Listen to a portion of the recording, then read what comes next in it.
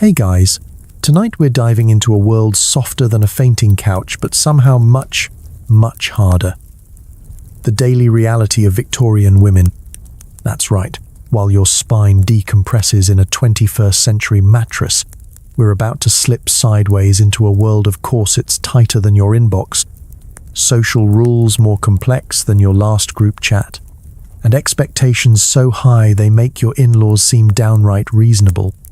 If you've ever felt overwhelmed by housework, judged by strangers, or attacked by the subtle violence of your husband wanting you to smile more, congratulations, you'd fit right in.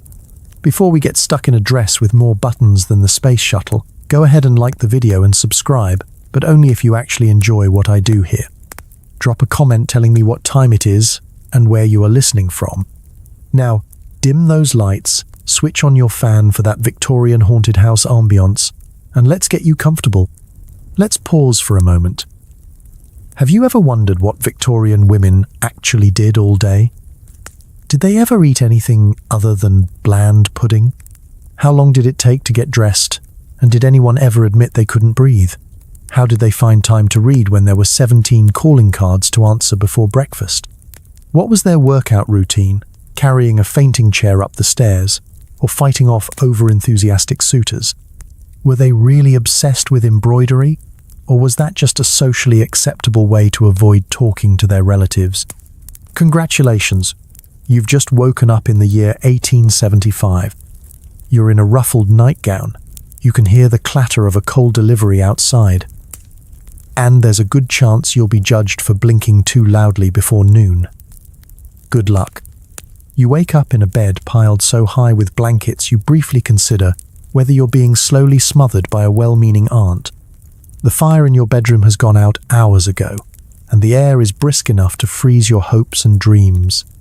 Welcome to a Victorian morning, where getting up is a feat, and your first decision is whether to ring for the maid or just hope she's already lurking with tea and judgment. Let's set the scene. You're cocooned in a 4-poster bed, draped with enough fabric to carpet a small ballroom, lying flat on a mattress stuffed with horsehair, down feathers, or if you're unlucky, something that used to be straw and now only smells like disappointment. Above you hangs a heavy velvet canopy that blocks out not only light but also any lingering ambitions you had about being a morning person. You are, in essence, sleeping in the most over-engineered pillow fort history has ever devised. There's no alarm clock.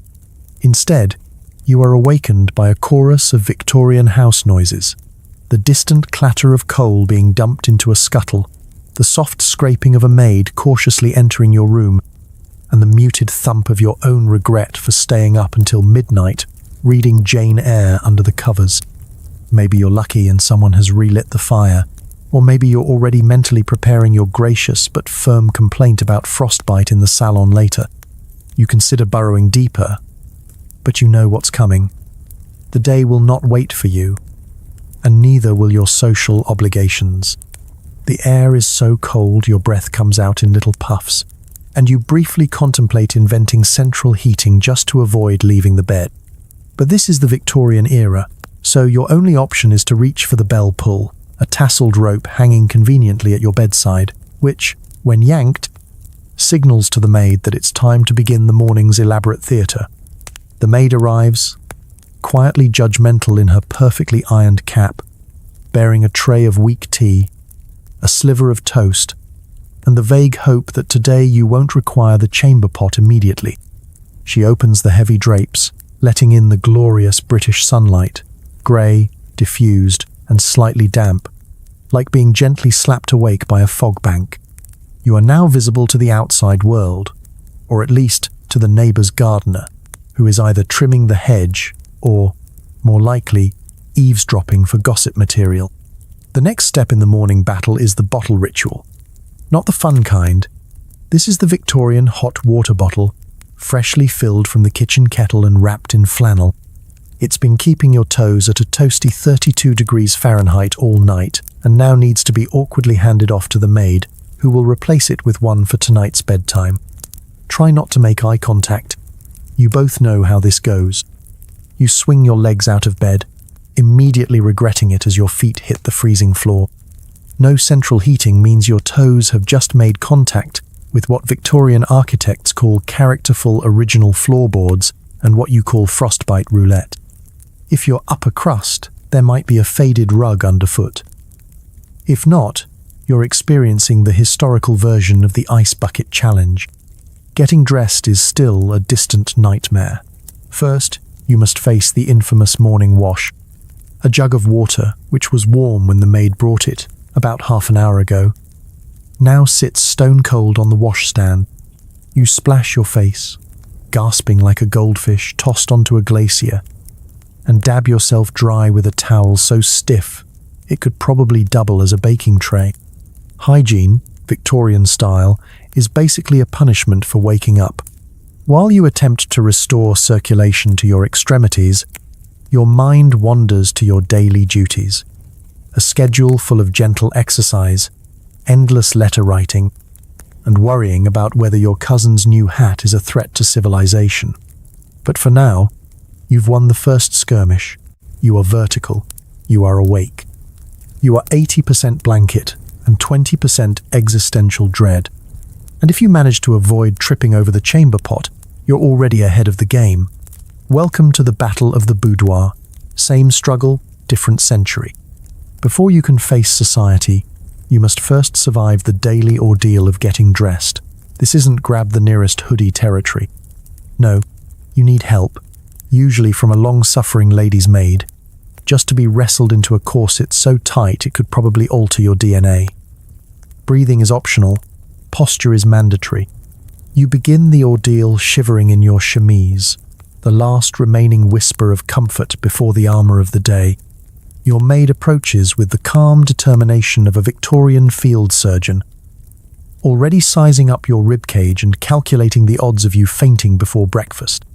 The corset itself is a fearsome garment, boned, laced, and designed to transform your midsection into an hourglass, even if you were born more in the shape of a reliable loaf of bread. The process is less slip it on and more negotiation with physics. You grab the bedpost for leverage, while your maid tugs at the laces with the kind of determination usually reserved for yanking tree stumps out of the ground. Each pull is accompanied by the delicate soundtrack of creaking fabric, desperate exhales, and, on a good day, just a hint of wheezing. This is the Victorian version of a HIIT workout. Hold. Inhale. Endure. If you're lucky, the corset fits as intended, meaning you can almost take a full breath and only lose feeling in one arm. If you're unlucky, you're auditioning for the lead role in a very slow, very polite suffocation. Victorians believed a tiny waist was the epitome of beauty and self-control, but in reality, it's a daily contest between vanity, gravity, and your body's basic will to live. But wait, there's more. The corset is just the beginning. Over it goes a soft cotton petticoat, then another petticoat, then possibly a flannel one, if the British weather is set to damp punishment. Each petticoat is another layer of insulation against both the chill and any hopes of spontaneous movement. By the time you're fully equipped, your lower half resembles a tiered wedding cake, and any attempt to sit quickly is a calculated risk. Next comes the crinoline, a bell-shaped cage of whalebone or steel, designed to give your skirt its fashionable width and ensure you take up more space in the drawing room than a Victorian ottoman. Walking through doorways becomes a strategic maneuver. If you misjudge the angle, you'll either wedge yourself in the frame or take half the coat rack with you.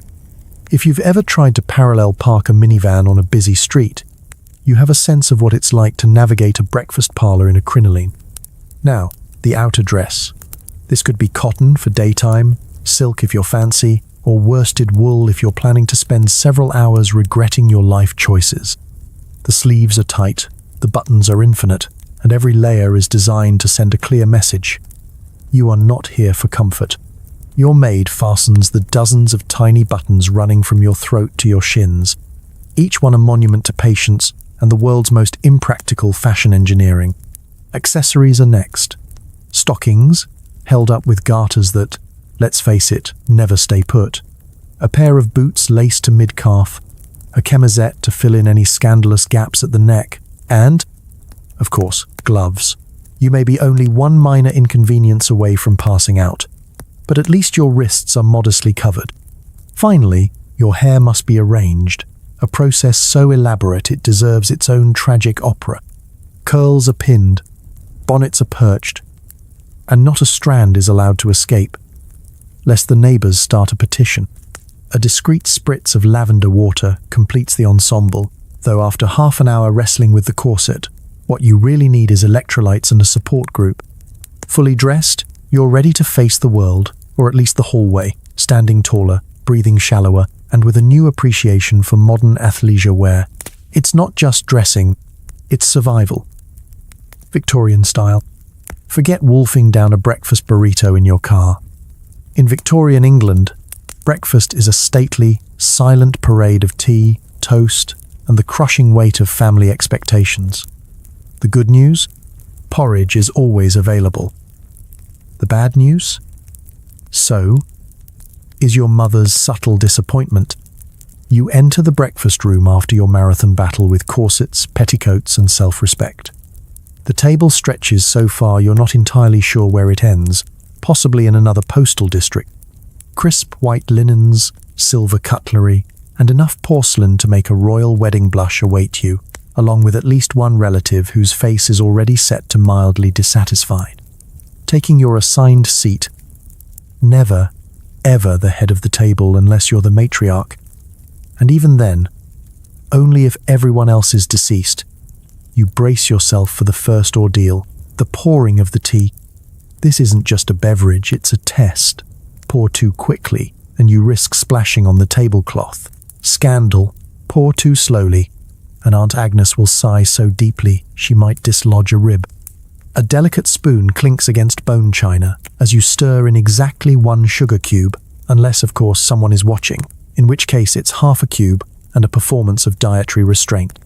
Milk goes in after, unless you're a known anarchist, in which case you might put it in before, just to see who gasps. The menu is reliable, if not exactly thrilling. Toast, stacked like tiny shingles, sits in a silver rack engineered to ensure maximum dryness by the time it reaches your plate. Porridge, thick enough to patch holes in the wall, is ladled into bowls with all the enthusiasm of a minor funeral. If it's a special day, you might get a boiled egg or, in moments of wild extravagance, a single sausage. Everything must be eaten with the right utensil, at the right pace, and preferably without any visible enjoyment. Conversation is permitted, but only in a low, decorous murmur, and only on topics that won't startle the butler or give grandmother another reason to talk about the Crimean War. Safe subjects include the weather, the garden, and whether anyone has seen Lady Penelope's new spaniel.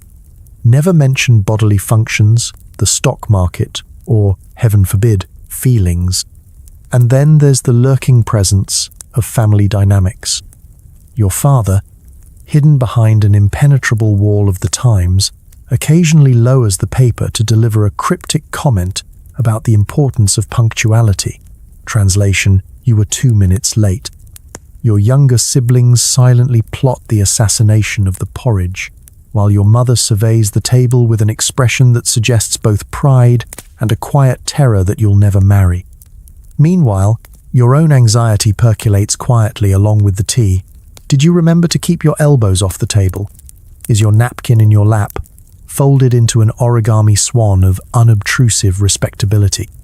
Is your posture upright, but not so upright as to appear tense, which suggests nerves, which suggests a secret, which suggests you'll be the subject of post-breakfast gossip? There's a reason Victorians invented fainting couches. Most of them were just looking for a horizontal surface where they could panic in peace. Servants glide in and out, removing empty plates and replenishing the ever-dwindling toast supply. You try not to make eye contact. If you drop your fork, do not, under any circumstances, retrieve it yourself. This is a job for a footman whose only joy in life may be judging how loudly you dropped it. The meal ends not with a raucous dash for the door, but with a gentle ripple of napkins being folded, chairs being pushed back in silence, and a final round of passive-aggressive remarks about someone's hair looking tired. You rise, not full but emotionally drained and ready for the next ordeal of the day. And so ends Victorian breakfast. Less a meal, more an endurance test in taste, tact, and the subtle art of surviving your relatives before 9 a.m. Congratulations, you passed, at least until tomorrow. You might think Victorian beauty routine means scented soaps and fragrant baths, but you'd be wrong. Hair is brushed for half an hour with military precision, and bathing is more rumor than reality. Dry shampoo? Try flour. Deodorant? Try luck. Let's begin with the crowning glory, your hair.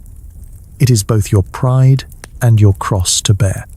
Victorian hair is not just hair, it's a full-time job, a social barometer, and a potential cause for family scandal.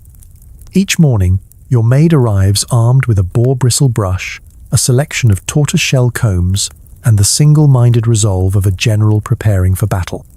The brushing process lasts so long you could probably read Wuthering Heights out loud and still have time left over for the pre-breakfast news. Why so much brushing? Because washing your hair, like catching a unicorn, is both rare and logistically daunting. A real Victorian hair washing is an epic event. Water must be lugged from the kitchen, boiled and hauled up the stairs by a red-faced servant who is now questioning their career choices. Then there's the soap, possibly homemade, possibly harsh enough to remove paint, and always suspiciously lumpy. Most women only brave a full wash once a week, at best. For everyone else, freshening up means a delicate dusting of hair powder, rice flour if you're fancy, regular flour if you're not, or, in moments of quiet desperation, a little talcum and a prayer. The result?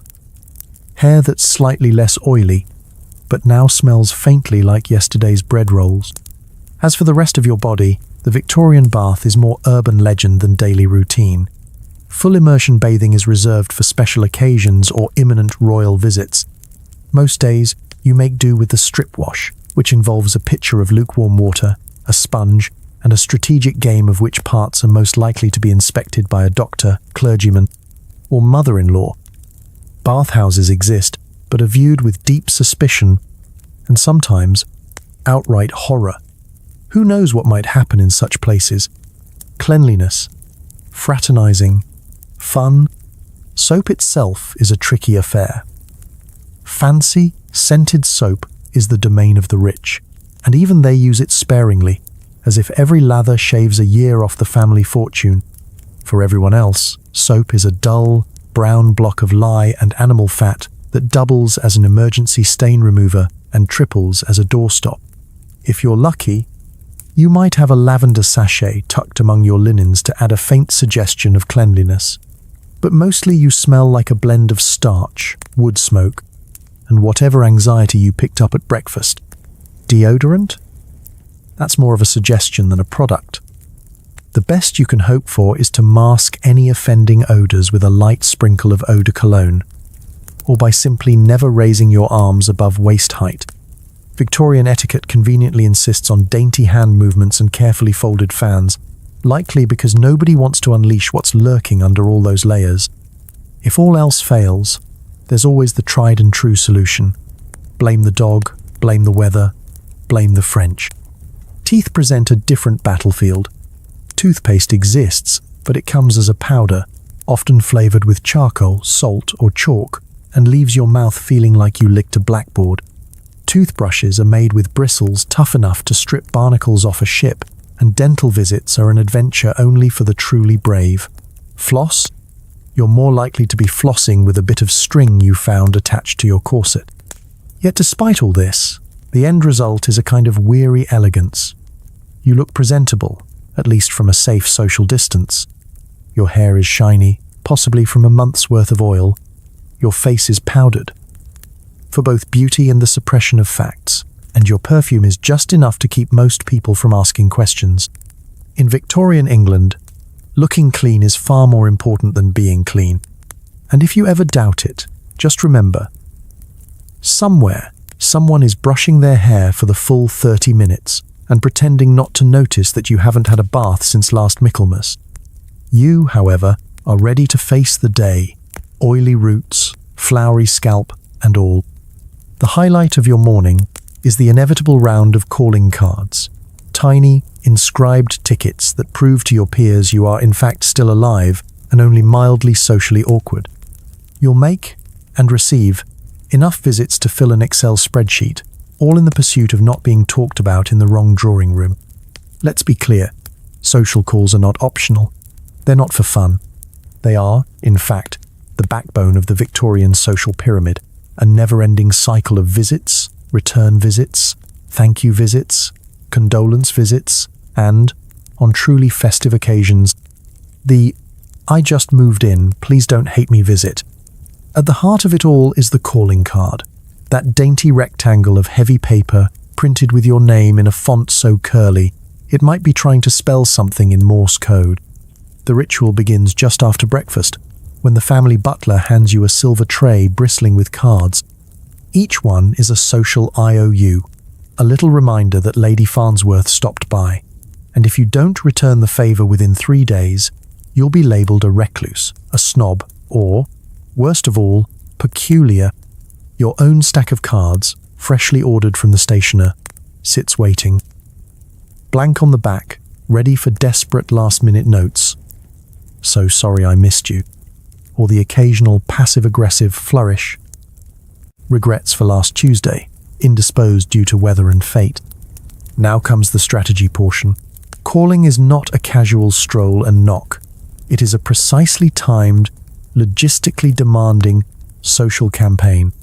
You must consult your visiting book, a small leather-bound ledger more detailed than your tax records. In this sacred tome, you track who called, when, and what degree of attention each visit deserves.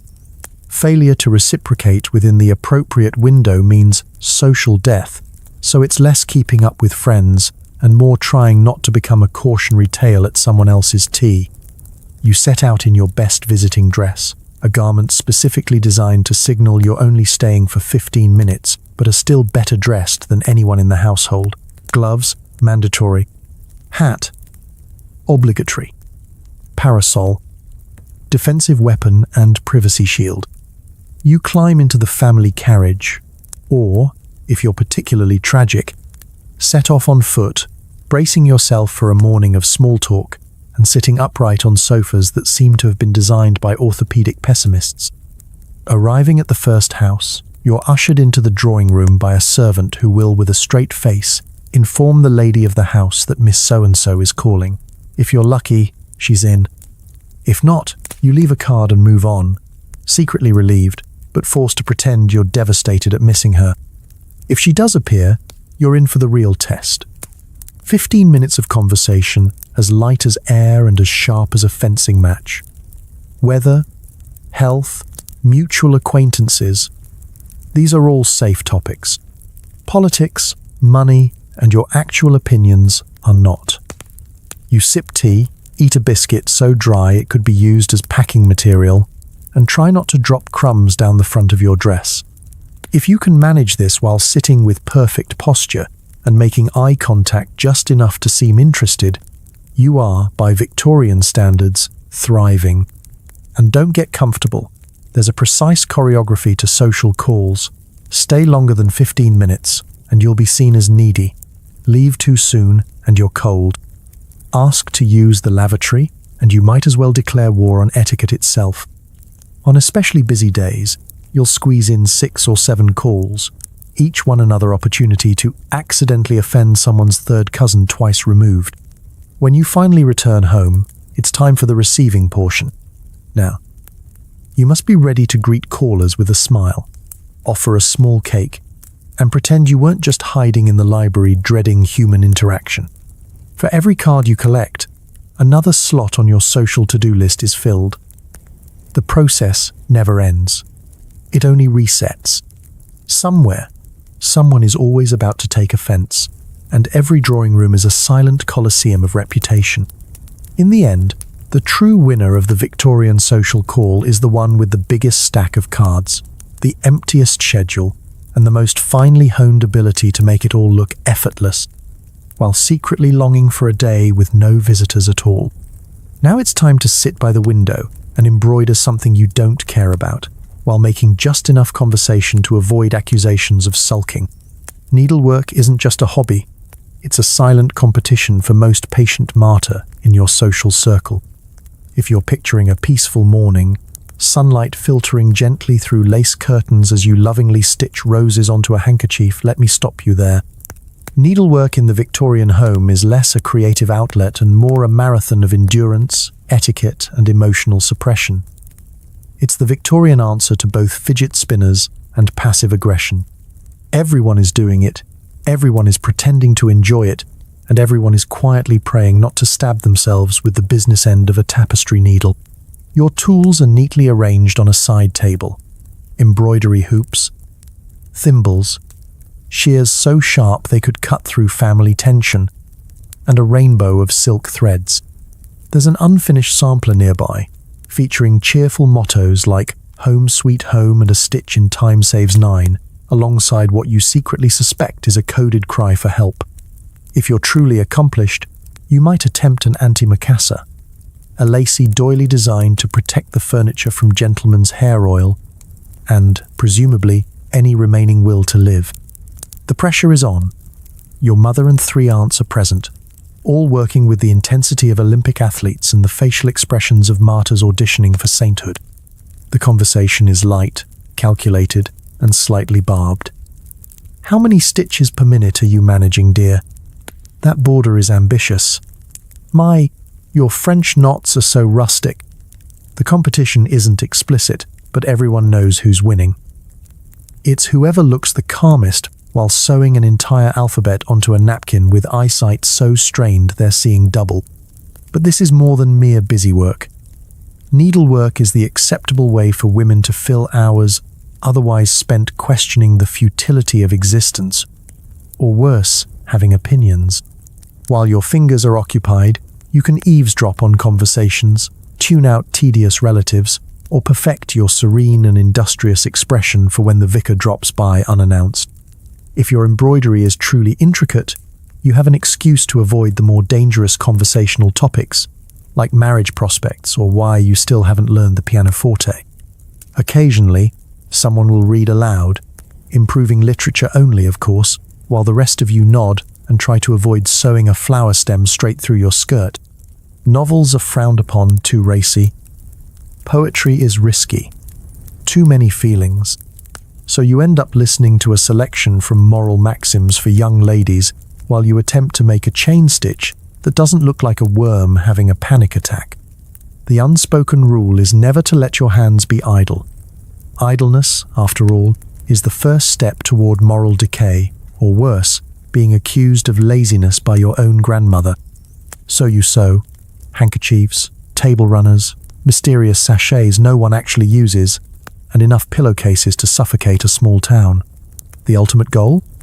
To create a trousseau, a chest full of embroidered linens, ready for the marriage you may or may not want, but are certainly expected to prepare for with the enthusiasm of someone packing for a trip to Siberia. But needlework has its dangers. Dropping your needle means crawling on your knees, hunting for the tiny saboteur before the housemaid's foot finds it first. Pricked fingers are a daily reality, often hidden with stoic dignity, or, if you're feeling dramatic, displayed with a sigh for maximum sympathy.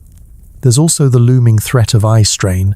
Victorian women regularly went half-blind by age 40, but at least the antimacassars lived on. And through it all, you maintain a steady, slightly glazed smile. Because in the world of extreme embroidery, it's not about enjoying yourself.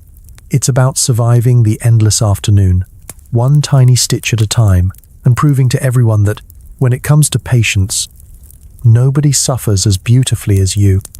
If you're lucky enough to steal an hour alone, you might read a novel, ideally something improving, unless you're feeling scandalous, and sneak a peek at the latest sensation novel. Be sure to hide it under a copy of Pilgrim's Progress for plausible deniability. Reading in Victorian England is a subversive act, especially for women. It's less a leisure activity and more a covert operation conducted with the stealth and paranoia of an undercover agent. You glance furtively at the door, ears tuned for the telltale creak of your mother's footsteps or the ominous clearing of a butler's throat. On the surface, you're sitting demurely in the corner, a copy of Moral Sentiments or the Young Lady's Guide to Etiquette open on your lap. But hidden behind its virtuous cover lurks something far juicier. Wilkie Collins, perhaps, or the latest serialized chapters of Lady Audley's Secret. You live on the edge. Of course, the reading material you select is a social statement in itself, improving books, biographies, sermons, treatises on botany are safe but dreary, much like boiled cabbage. These are the works you display proudly on your nightstand when guests come over, or when Great-Aunt Millicent visits and likes to quiz you on the finer points of Anglican morality. But deep down, you crave a bit more spice. A poem with an actual feeling. A novel with a heroine who faints less and does more. Or, on days when you're feeling particularly rebellious, a forbidden French novel translated by someone who clearly had no idea what the French were actually saying. Reading, of course, comes with rules. You must sit upright, ankles crossed, and look composed. The universal code for do not disturb, but also do not look like you're enjoying yourself too much. If you giggle, gasp, or let slip a scandalous blush, you risk alerting your chaperone, who will descend like a vulture to inspect your reading material for improper influences, emotional outbursts, or, worst of all, imagination. Sometimes you're expected to read aloud for the family, an experience best compared to dramatic hostage negotiation. You carefully choose passages devoid of romance, crime, or anything faintly suggestive. You're reading for the moral edification of the group, not for the secret thrill of a midnight tryst on the moors. Any deviation from this, such as a giggle at a double entendre, can and will be used against you in the court of family opinion.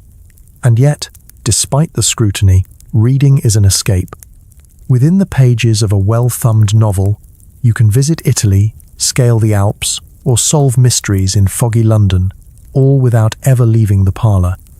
You can fall in love a dozen times before luncheon, commit daring acts of bravery, or, if you're particularly bored, imagine a world in which you wear trousers and make your own breakfast.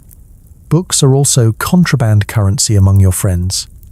You trade the racier ones beneath your embroidery hoops, pass notes about the best chapters, and argue in hushed tones over whether Mr.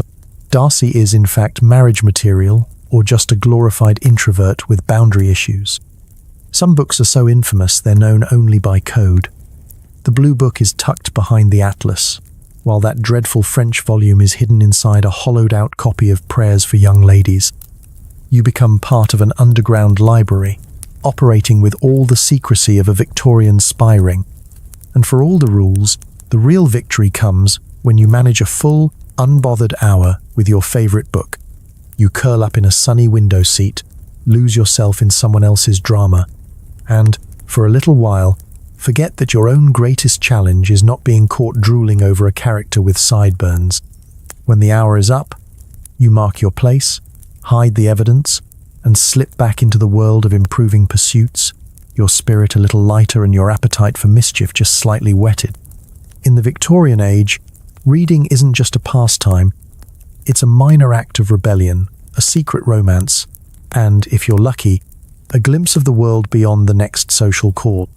Sure, there are servants, but they don't actually run themselves.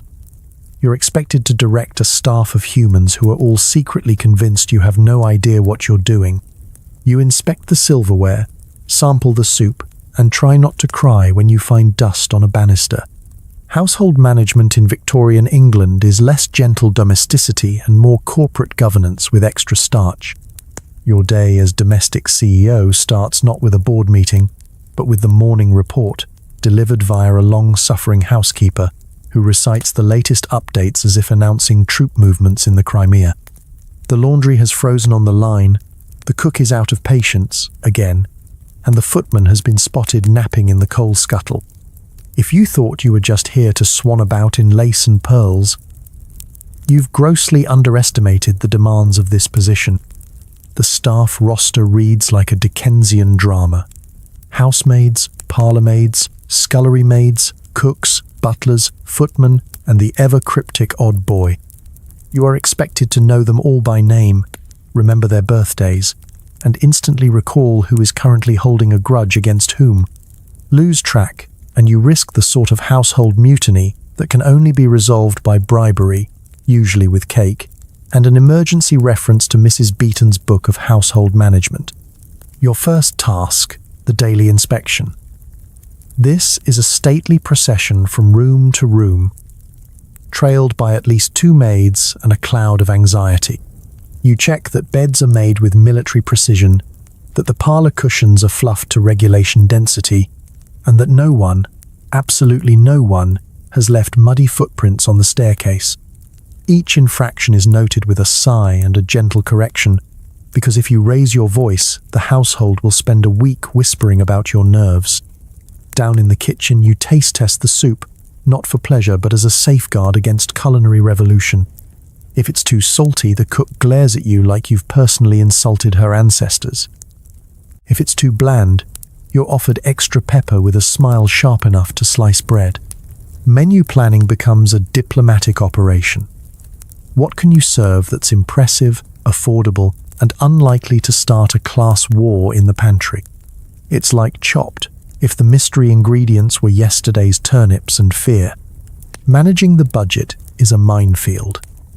The household accounts are a labyrinth of receipts, IOUs, and ledgers written in handwriting that could be mistaken for ancient runes. You try to keep track of how much was spent on lamp oil, meat, and enough starch to make your napkins stand at attention. Heaven help you if you go over budget. Nothing triggers a crisis meeting with your husband quite like an unexpected shilling spent on extra coal. Then there's the drama. The maid who cries because the butler moved her broom. The footman with a mysterious injury. Fell on the silverware again. Madam.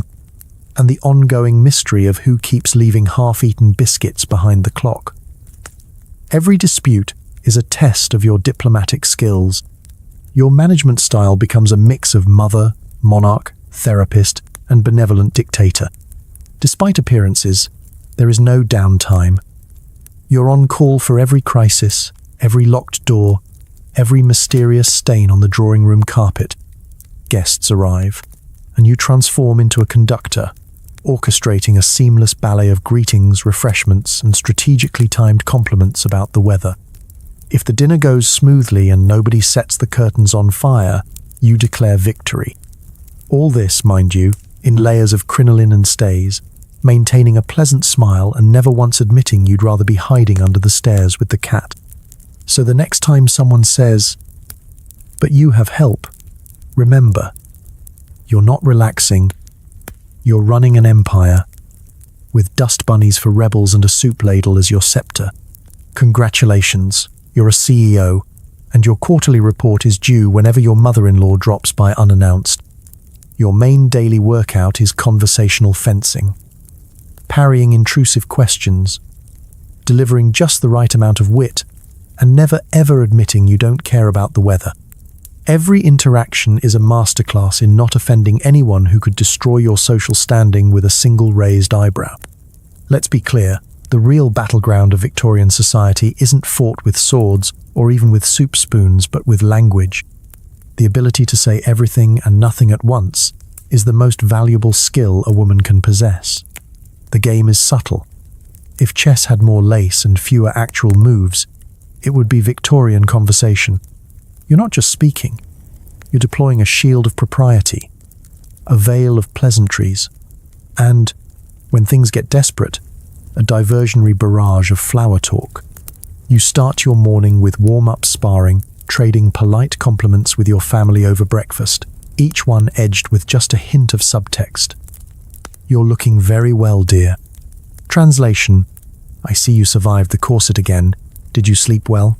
Code for: "I heard every floorboard creak and know you snuck that novel under your pillow." Every question is a riddle, every answer a tiny diplomatic incident waiting to happen. As you move into the social day, the stakes rise. The drawing room is your ring. Here you face a parade of friends, relatives, and that one neighbor who is, frankly, more interested in your laundry line than your opinions. Topics are strictly regulated. The weather is always safe, unless, of course, it's raining and someone's new bonnet has wilted, in which case the mood may turn icy. Gardening is a perennial favorite, but beware. Praising the wrong rosebush could lead to an entire afternoon of passive-aggressive horticultural warfare. Wit is a necessity, but only in measured doses. Too clever, and you risk being labelled fast. Too dull, and you're insipid. The key is to drop just enough amusing observations to prove you have a mind, but not enough to suggest you might actually use it for anything dangerous, like having your own ideas. Practice phrases such as, "How droll," and "Isn't that extraordinary?" which work for nearly every occasion, from hearing about a neighbour's new carriage to listening to a recitation about turnips. And then come the conversational traps. Someone asks, "When will you visit Bath this year?" What they really mean. "Why haven't you left town yet?" A well-meaning aunt inquires about your embroidery. Is it finished? But the correct answer is always, "Soon, aunt. Thank you for asking, never I'd rather eat the needle."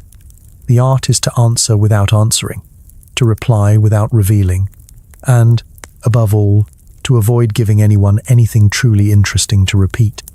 But conversation isn't just about defense, it's about offense too. Deploy a strategic compliment and you can raise your standing. Your daughter's pianoforte playing is coming along beautifully. Works even if the performance last night sounded like two cats in a bagpipe. Offer a subtle redirect when topics stray into dangerous territory. "Oh, what a lovely vase. Was that from your trip to the seaside?" If all else fails, summon a coughing fit, drop a teacup, or feign intense interest in the wallpaper.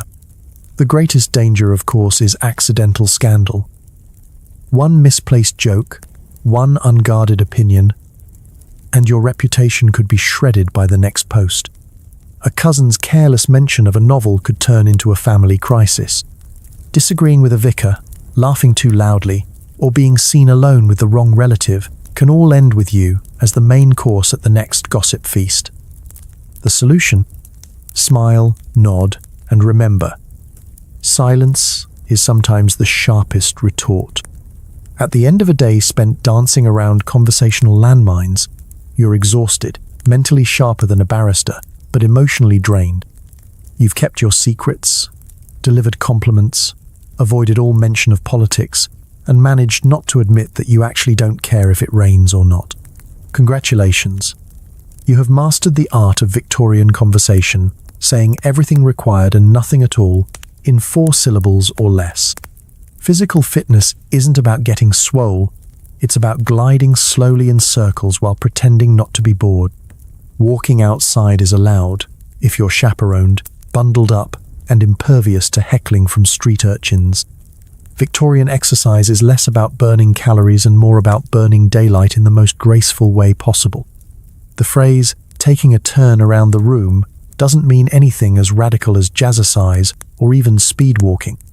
It means just that.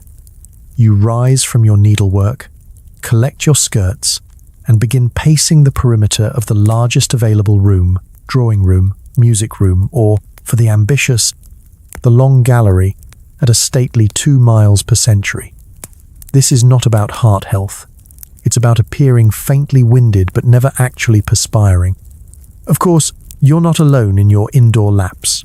Your mother, sisters, and at least one cousin have joined the procession, making the whole affair look like the world's most lethargic conga line. Conversation must be light, volume must be low, and posture must be impeccable. Slouching is for the weak, or worse, for the French. You glance at your reflection in the mirror every half lap to confirm that your hair is still pinned, and your expression is set to pleasantly occupied, even as your soul begs for a treadmill and noise-cancelling headphones. If you tire of this endless oval, you may be permitted a walk outside, weather and respectability permitting. This involves a process only slightly less elaborate than preparing for a polar expedition. First, you must find a chaperone, a requirement that ensures you are protected from both the elements and any lurking malevolent bachelors. Then comes the layering: shawl, gloves, bonnet, overcoat, and the ever-essential parasol. The goal is to emerge into the daylight as a mobile stack of wool and ribbons, with only a sliver of face visible between your hat brim and scarf. Once outside, the air is brisk and bracing, and so are the judgments from every passing neighbour. A successful walk means returning home neither flushed nor dishevelled, with not a strand of hair out of place and your boots only lightly besmirched by mud. Should you venture further, perhaps to the park or down the promenade, you'll be joined by other women on identical missions, everyone silently pretending this counts as sport while exchanging glances that say, "If I trip on this cobblestone and land in a puddle, just let me drown." And don't forget the ever-watchful eyes of small children and street urchins who provide running colour commentary. "Look at her hat, miss. Careful, don't fall asleep on your feet." You keep your chin high and glide past, pretending not to notice. In a way, it's a training exercise for your social skills as much as your legs. Should you be of a more daring disposition, there are alternatives. Croquet on the lawn is allowed, provided you don't swing the mallet with undue enthusiasm. If you're a true rebel, you might go for a brisk ride on horseback, but even that's best done at a dignified walk and under strict supervision. Anything more strenuous risks sweating, and sweating is strictly forbidden except in private, darkened rooms with a doctor's note. Ultimately, Victorian exercise is about the illusion of activity. You return home, cheeks only slightly pink, posture even straighter, and claim you feel refreshed. Code for thank goodness that's over. No gym membership required, just 400 yards of polished floor, and the iron will not to die of boredom. You retire to your seat, heart rate unchanged, and quietly wonder if walking in circles is an allegory for Victorian life itself. Plenty of movement, but never really going anywhere. And just like that, you've had your exercise for the day, without breaking a sweat or a single rule. Afternoon means music practice, piano, harp, or singing, ideally all three, and ideally badly. Every missed note is a reminder that your true value is measured in social grace, not musical ability. Victorian music practice is less budding virtuoso and more sonic wallpaper. The family expects the gentle plinking of a pianoforte drifting from the parlour, as much a sign of middle-class respectability as lace curtains or a solid supply of potted ferns. You, however, approach the piano with all the enthusiasm of someone going to their own execution, albeit an execution with sheet music and an audience of judgmental relatives. The piano itself is a Victorian marvel, upright, shiny, and perpetually out of tune due to the fluctuating English weather. You sit, back rigid, ankles crossed, hands perfectly poised, at least until you hit your first wrong note, at which point your younger sibling sighs with the theatrical disappointment of a thwarted critic. You labour through scales, your fingers fumbling over runs that sound like a small animal trying to escape through the keys. Your music teacher, if present, leans over you and taps the sheet music with a pencil, somehow conveying both patience and deep existential pain. The same goes for harp or singing. The harp is an instrument designed by someone who really hated other people's backs. You attempt a simple melody and quickly realize the sound you're making is less angelic serenade and more cat wrestling a laundry line. As for singing, you project your voice with all the courage of someone who knows Aunt Gertrude is listening from the next room, ears sharpened by decades of amateur dramatics and dashed hopes. Mistakes are inevitable. Wrong note? Blame the weather. Missed beat? The sheet music must have shifted. Discordant chord? Clearly the piano's fault. In Victorian life, it's not about achieving musical perfection. It's about demonstrating the correct blend of effort, humility, and a willingness to be gently humiliated. If you're a prodigy, wonderful. If not, smile and hope nobody remembers your attempt at greensleeves. Music, after all, is about cultivating the right reputation. You play for guests, for family, for anyone who will listen, or at least pretend to. Your reward for surviving another round of the Blue Danube is a flurry of polite applause and a mild suggestion to practice a little more, dear. You may secretly dream of burning the sheet music and moving to Paris to become a cabaret singer, but you know better. In Victorian England, modest suffering is always preferable to open rebellion. And just in case you thought you could escape, every respectable young lady is expected to play at least one instrument. Bonus points for two, or for pretending to enjoy a little light composition, usually in the form of a waltz that sounds suspiciously like the last three waltzes. You might swap music with friends, all while maintaining the delicate fiction that your hand occasionally slips into a more daring piece, like a forbidden polka. If you are particularly unlucky, there's a family recital. The drawing room is rearranged, the good chairs are polished, and the entire household is summoned to witness your battle with Beethoven. The applause is always polite, the criticism always veiled. You played with such feeling, darling, perhaps a little less next time. When the ordeal is finally over, you close the lid of the piano with a sigh of relief, fingers tingling and pride, only slightly bruised. You survived. You may never be invited to the Royal Albert Hall, but at least you managed not to break a string or accidentally start a polka riot. Congratulations, you have fulfilled your duty as the living soundtrack of the Victorian home. And if you ever doubt your worth, just remember, nobody ever judged a young lady for playing too quietly but playing too well. That's practically a scandal. Keeping up with your friends and family means writing endless letters, each longer than a modern novel and about as interesting as reading the instructions for a foot bath. Stationery sales must be through the roof. If you thought modern texting was exhausting, welcome to the Victorian world, where catching up involves several hours of penmanship, half a bottle of ink, and the looming threat of hand cramps so severe you start envying the family dog. Every acquaintance, every cousin, and every distant godmother expects a handwritten update delivered with maximum flourish and zero spelling errors. In an age before autocorrect, every letter you send is a potential public relations disaster, a minor literary epic that will be scrutinized, saved, and, if you're truly unlucky, read aloud at future family gatherings. You begin by selecting the right paper. This is no ordinary notebook page. We're talking creamy, monogrammed sheets stored in a box, so elegant it practically hisses at your sloppy penmanship. Ink must be black, or possibly blue-black if you're feeling racy. The quill, because yes, it's still fashionable to use one, must be sharpened to a point so precise it could double as a surgical implement. Heaven help you if you blot.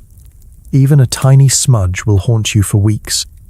The first challenge, the salutation. Dearest cousin Arabella, I trust this letter finds you in the best of health, and Spirit's Victorian etiquette requires the opening paragraph to be both flowery and utterly devoid of actual information. 10 lines in, you've covered the weather, the state of your mother's nerves, and the remarkable resilience of your houseplants. You haven't even reached the reason for your letter yet. Next, the body of the message. This is where the real sport begins. You must recount all major events, visitors, illnesses, dances attended, marriages proposed, marriages rejected, servants hired, servants fired, and if you're truly desperate, the relative excitement of a new tablecloth. Each detail is spun out like an episode of a soap opera, only with more passive-aggressive asides. Mrs. Worthington's tea was a great success, though some might say her lemon cakes were more ambitious than edible. Translation, I barely survived, please send help. But the real purpose of letter writing is information management. You want to keep your friends close, your relatives closer, and your enemies confused. Subtle boasts are woven into humble brags. I have been quite busy with my needlework, as my sampler for Lady Highmore's charity will be displayed at the county fair. You carefully avoid mentioning that you stabbed yourself with the embroidery needle no fewer than 6 times. Halfway through page 3, your hand is aching, your ink is running out, and you've developed a new respect for the humble abbreviation. Unfortunately, there's no such thing as LOL in Victorian correspondence. Every sentence is a complete thought. Every emotion is painstakingly spelled out. If you need to include a joke, it must be disguised as an anecdote about your neighbour's goose. Pray forgive my poor jest, but I could not help but laugh when... Then there's the closing. Victorian etiquette books recommend at least 4 complimentary phrases. With fondest affection, your ever devoted friend, I remain as always your humble servant, and, for good measure, may Providence smile upon you and yours. By the end, your signature is barely legible, and your hand is shaking like a carriage on a country road. The letter is finally finished, but you're not done yet. You must fold it just so, address the envelope with calligraphy that would impress a monk, seal it with a dab of wax, monogrammed, obviously, and hand it off to a footman for posting. No instant delivery here. Your words will travel by carriage, rail, and sheer force of etiquette. And then, the cycle repeats. Each letter answered spawns 3 more in reply, each longer and more oblique than the last. You begin to suspect this is how Victorians secretly trained for marathons, not with running, but with relentless correspondence. Congratulations! You've completed your daily Victorian texting workout. No emojis required, just the faint, lingering ache of carpal tunnel and the hope that, maybe, next week, someone will invent the postcard. At some point, you must face the drawing room, where everyone gathers to judge each other's clothes, gossip, and display an uncanny ability to sip tea without ever blinking. It's like a silent auction for social status, and you're the lot everyone's inspecting. Welcome to the daily social gauntlet. The drawing room is the Victorian answer to the modern group chat, only everyone is much more overdressed and the read receipts are delivered by the arch of an eyebrow. There is a careful choreography to the afternoon assembly. You enter with the poise of someone walking onto the stage at the world's least exciting pageant. You smile just enough to appear approachable, but not so much that anyone suspects you're plotting your escape. Seats are selected with all the political calculation of a parliamentary debate. Too near the fireplace? You're accused of hogging the warmth? Too close to the window? You're either fishing for compliments about your complexion or eavesdropping on the gardener. The safest position is a sturdy armchair, preferably one with a direct sightline to the tea tray, and at least 2 exit routes. Once seated, the real games begin. The first event, wardrobe scrutiny. Everyone subtly inspects everyone else's attire. Bonnets are assessed, shawls ranked, and buttons quietly counted. Your dress is last year's shade of mauve, risky. Your hemline is a 1/4 inch too high. Expect an avalanche of side-eye from Mrs. Henley, who still remembers your infamous ankle incident at the garden party. Tea is served with military efficiency. The hostess pours, never spilling a drop, her hands steady despite the simmering tension in the air. Biscuits are passed around, each taken with a thank you murmured so softly it might as well be telepathy. You try not to crumble your shortbread in your lap. Last week's misstep is still the talk of 3 counties. And then the conversation derby. Topics are chosen with the precision of a surgeon. The weather, the roses, the subtle drama of Lady Bracknell's missing parakeet. The challenge is to say as much as possible while revealing as little as necessary. Any mention of money, illness, or, heaven forbid, personal feelings is met with the kind of silence usually reserved for funerals. If someone does let slip a piece of juicy gossip, it's quickly camouflaged with a bland observation about the price of coal or a deep dive into the nuances of embroidery floss.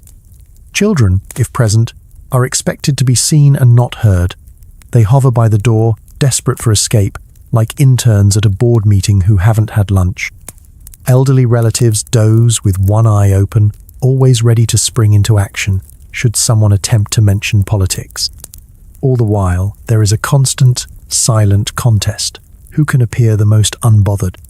It's a battle waged with posture, eye contact, and the ability to eat a biscuit without scattering crumbs on the carpet. One poorly timed yawn, and you risk a full week of concerned comments about your health.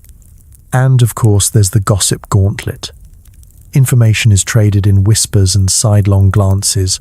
Who's engaged, who's fallen ill, who had the audacity to laugh too loudly in church.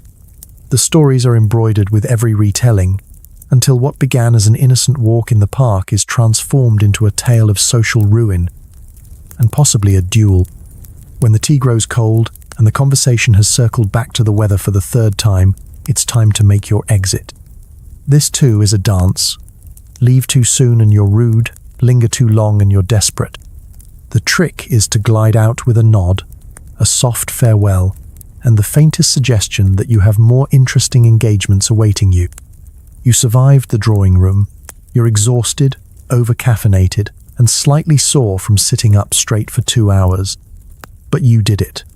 You faced the social corral and emerged with your reputation mostly intact. In Victorian life, that's as close to winning as it gets. Need a new bonnet or a discreet bottle of hair tonic? Time to venture into public and spend an hour pretending you're not shocked by the price of ribbon. Be careful, shopkeepers can smell hesitation and social anxiety a mile away. Victorian shopping is not, as modern magazines would have you believe, an exercise in personal freedom and self-expression.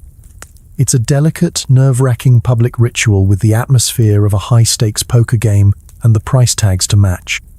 Your day begins with a list written in your finest handwriting: bonnet, gloves, a spool of thread, possibly some Turkish delight if you're feeling both daring and flush. Your mother double-checks your list and then, just to be safe, cross-examines you on the difference between suitable and showy trimmings. Before you even leave the house, there's preparation. You must dress shopping appropriate, which means your best walking dress, gloves, and an expression that says, "I might purchase the shop, but I'm also not above haggling over a thimble." Any hint of shabbiness, and you risk being ignored by staff, or, even worse, receiving a lecture on the virtues of thrift from Mrs. Dunsworthy, who is definitely eavesdropping from behind a mountain of lace doilies. Once outside, you join the river of shoppers on the bustling high street, each as anxious as you, all pretending not to notice one another's bonnet choices. Your chaperone hovers like a security detail, armed with both moral authority and a keen eye for gossip. The shop windows glint with displays of temptation, velvet ribbons, feathered hats, and mysterious bottles promising everything from luminous skin to a husband within a fortnight. Inside the shop, the real games begin. The shopkeeper stands behind the counter, already sizing you up. Are you a serious customer, or just here for the free sample of lavender water? Do you have enough pocket money to afford the good lace? Or should you be gently directed toward the remnants bin? Your hands tremble slightly as you request just a little ribbon, please, and you try not to gasp when you hear the price, roughly the cost of a week's coal or 3 months of lower back pain from needlework. Shopping for a bonnet, for instance, is a diplomatic minefield. The assistant produces options at the speed of light, each more elaborate than the last, while subtly hinting that last season's styles are better for practical ladies. You nod sagely, as if you've always known that green velvet is for the ambitious, while blue silk is for the reserved. You try on bonnets, peer into a slightly warped mirror, and pretend to deliberate while your chaperone quietly prays you don't choose anything that could get you noticed for the wrong reasons, like, say, a feather. But it's not just fashion. Every purchase is a social statement. Choose a flamboyant ribbon, and you risk the raised eyebrow of the milliner and a minor scandal in the neighborhood. Select plain brown gloves, and everyone will assume you're in mourning, or worse, economy mode. The safest path is to choose something modest, pay in exact change, and hope the shopkeeper doesn't try to upsell you on a very popular new hair tonic. No, you do not want your hair to smell like violets and existential dread. Every transaction is followed by a torrent of guilt. Did you just spend too much? Is your family's budget in ruins? Is it frivolous to own 2 pairs of gloves in the same lifetime? You leave the shop with your package wrapped in brown paper and a sudden urge to apologize to your father, your bank account, and possibly your future descendants. Back on the street, the sun seems a little brighter, the other shoppers a little less intimidating. You walk home clutching your treasures, cheeks pink from both exertion and economic anxiety. Shopping, you realize, is the ultimate Victorian tightrope. One wrong purchase, and you're a cautionary tale. One right purchase, and you'll hear about it for years. You return home, drop your packages on the hall table, and swear never to shop again, at least until the next sale on ostrich feathers. Retail therapy, Victorian edition. Maximum guilt, minimal pleasure, and at least 3 fresh stories for the drawing room. Tea is less about hydration and more about surviving a gauntlet of cakes, rules, and relatives who want to know when you're getting married. No, you may not have another scone unless you also accept a full serving of personal critique. In the Victorian household, afternoon tea is not a break. It's an institution, a delicately orchestrated social obstacle course, the likes of which would terrify even the most seasoned athlete. You enter the drawing room, greeted by the gentle rattle of porcelain, the sweet, menacing aroma of fresh cake, and a room full of relatives who appear to have nothing on their minds except your future, your waistline, and the correct way to eat a cucumber sandwich. First, the seating arrangements. Aunt Bertha always claims the chair closest to the tea tray, ready to intercept the first, and, crucially, the largest, slice of cake. You try to sit somewhere safe, not so close that you're a prime target for questions, but not so far away that you look like you're hiding, even if you are. The youngest children hover by the plate of jam tarts, ready to pounce as soon as the adults look away. Everyone else perches on the edge of their seat, alert, composed, and quietly calculating the best route to the scones. Then comes the tea itself. A ritual so precise, it makes high mass look spontaneous. The hostess paws, one eye on the teapot, the other on her guests, ready to spot anyone who dares request sugar before milk, a faux pas only slightly less serious than tax evasion. You accept your cup with a polite nod, stir exactly 3 times, and sip without slurping, no matter how scalding. Woe betide anyone who dunks a biscuit when Aunt Bertha is present. Dunking, in her view, is the first step toward total societal collapse. The food, meanwhile, is both a treat and a trap. Plates appear with neat rows of sandwiches, crusts cut off, fillings suspiciously bland, and pyramids of scones dusted with enough powdered sugar to conceal the taste of mild disappointment. The cake selection is impressive, but woe unto you if you take a slice larger than your allotted share. Every bite is watched, every crumb judged, every second scone silently noted by the family's resident calorie counter. But tea isn't just about eating.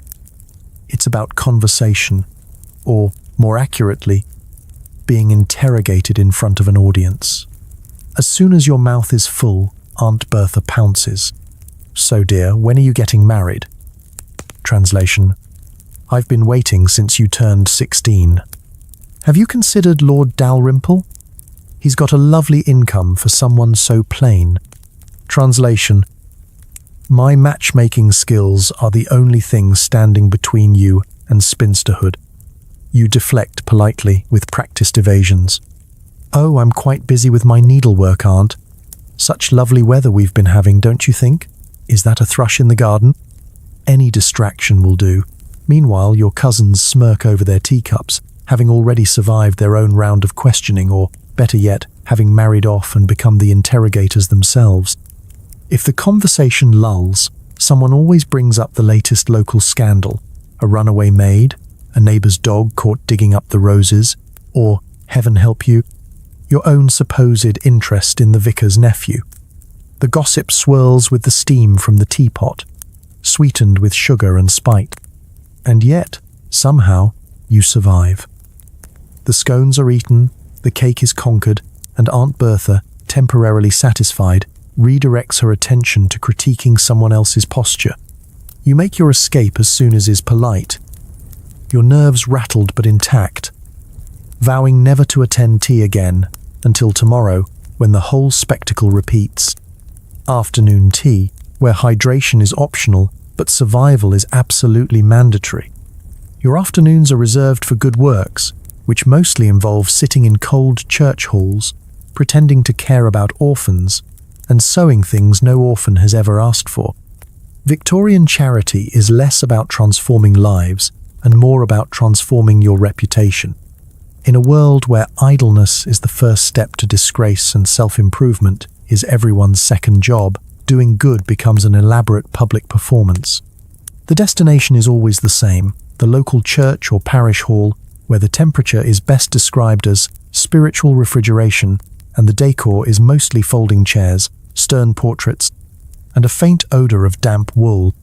You arrive promptly, your arms laden with an impressive array of half-finished knitting, yards of calico, and at least one copy of uplifting moral lessons for the young. Around you, a circle of women settles into the serious business of relieving suffering, which mostly means discussing who's more deserving, the deserving poor versus the merely unfortunate, and which family's children need the most knitted socks. Actual orphans are nowhere to be seen, presumably off living their best lives, free from scratchy blankets and unsolicited advice.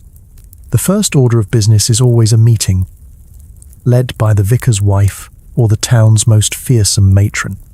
Minutes are read, plans are made, and you debate the logistics of the annual charity bazaar, a labyrinth of bunting, baked goods, and hand-embroidered bookmarks. Someone suggests a cake stall. Someone else objects on the grounds that last year's fruitcake nearly caused a dental emergency. Someone proposes a raffle. A third objects, worried it might encourage gambling in the lower orders. Sewing commences. You're assigned to hem pillowcases for the parish hospital or stitch initials into comforters destined for unknown recipients. You wonder privately if any of these items ever reach their supposed destination, or if they're simply accumulating in the vicarage attic, waiting for the next round of well-meaning volunteers. Nobody asks the orphans what they actually want. Certainly not another itchy scarf. Of course, the real reason everyone is here is the company. The sewing circle is less a humanitarian machine and more an elite social network with extra buttons. Over the gentle click of knitting needles, local news and global scandals are exchanged in hushed tones. Did you hear about Miss Fairchild's unfortunate run-in with the milkman? Lady Prescott's new hat is positively sinful. And, of course, has anyone seen the curate lately? He seemed rather pale. If you're feeling rebellious, you drop hints of foreign charities.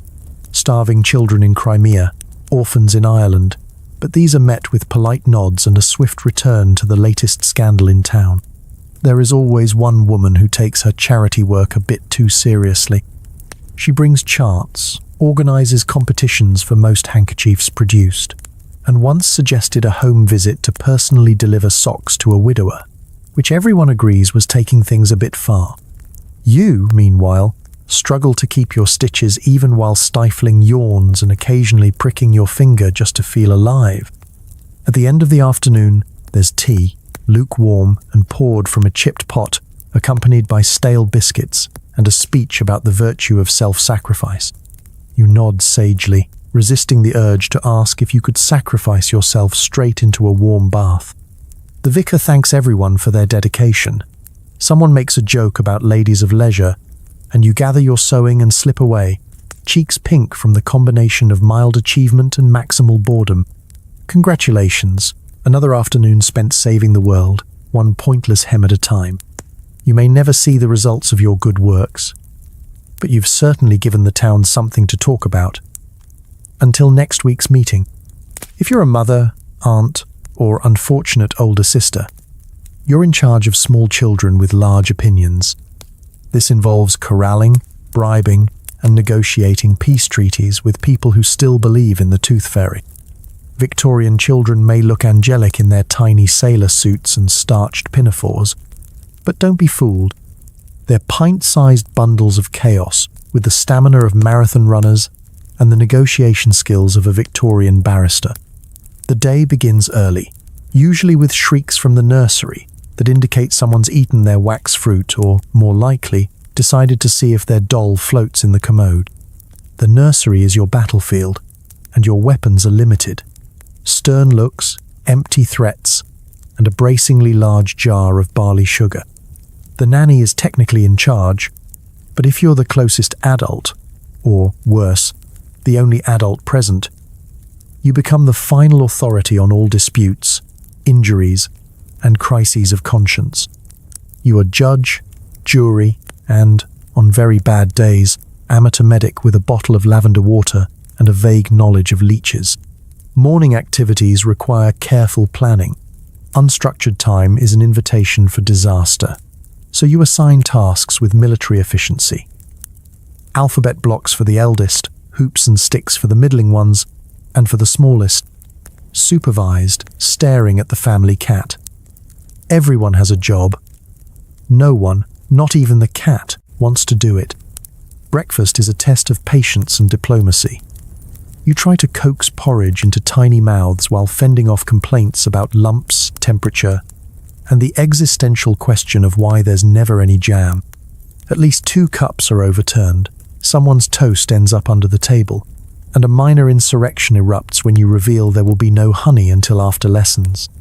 If you escape breakfast without porridge in your hair or jam on your cuffs, you're already ahead. Lessons begin, and suddenly every child in the room is a master of distraction. Math is met with tears, spelling with rebellion, and anything French with the sort of terror usually reserved for rabid animals. You've never seen anyone develop an allergy to copybooks quite so suddenly. Half the time, you're not sure if you're teaching the alphabet or refereeing a slow-motion brawl over who gets the good slate. Outdoors is next. Victorian wisdom says children need fresh air and exercise, preferably somewhere the neighbors can judge your parenting. You bundle the children into coats, hats, gloves, and on bad days, scarves so thick they resemble fashion-forward snowmen. The walk to the park is an adventure. Puddles are magnets, dogs are irresistible, and everyone wants to collect the sort of stick that would make a Victorian mother faint dead away. If it rains, which this being England it does, the children are confined to the playroom, where their creativity blossoms in the form of elaborate schemes, secret clubs, and the occasional, highly illegal game of indoor cricket. You spend the afternoon mediating disputes, resolving treaties, and occasionally bribing peace with extra biscuits.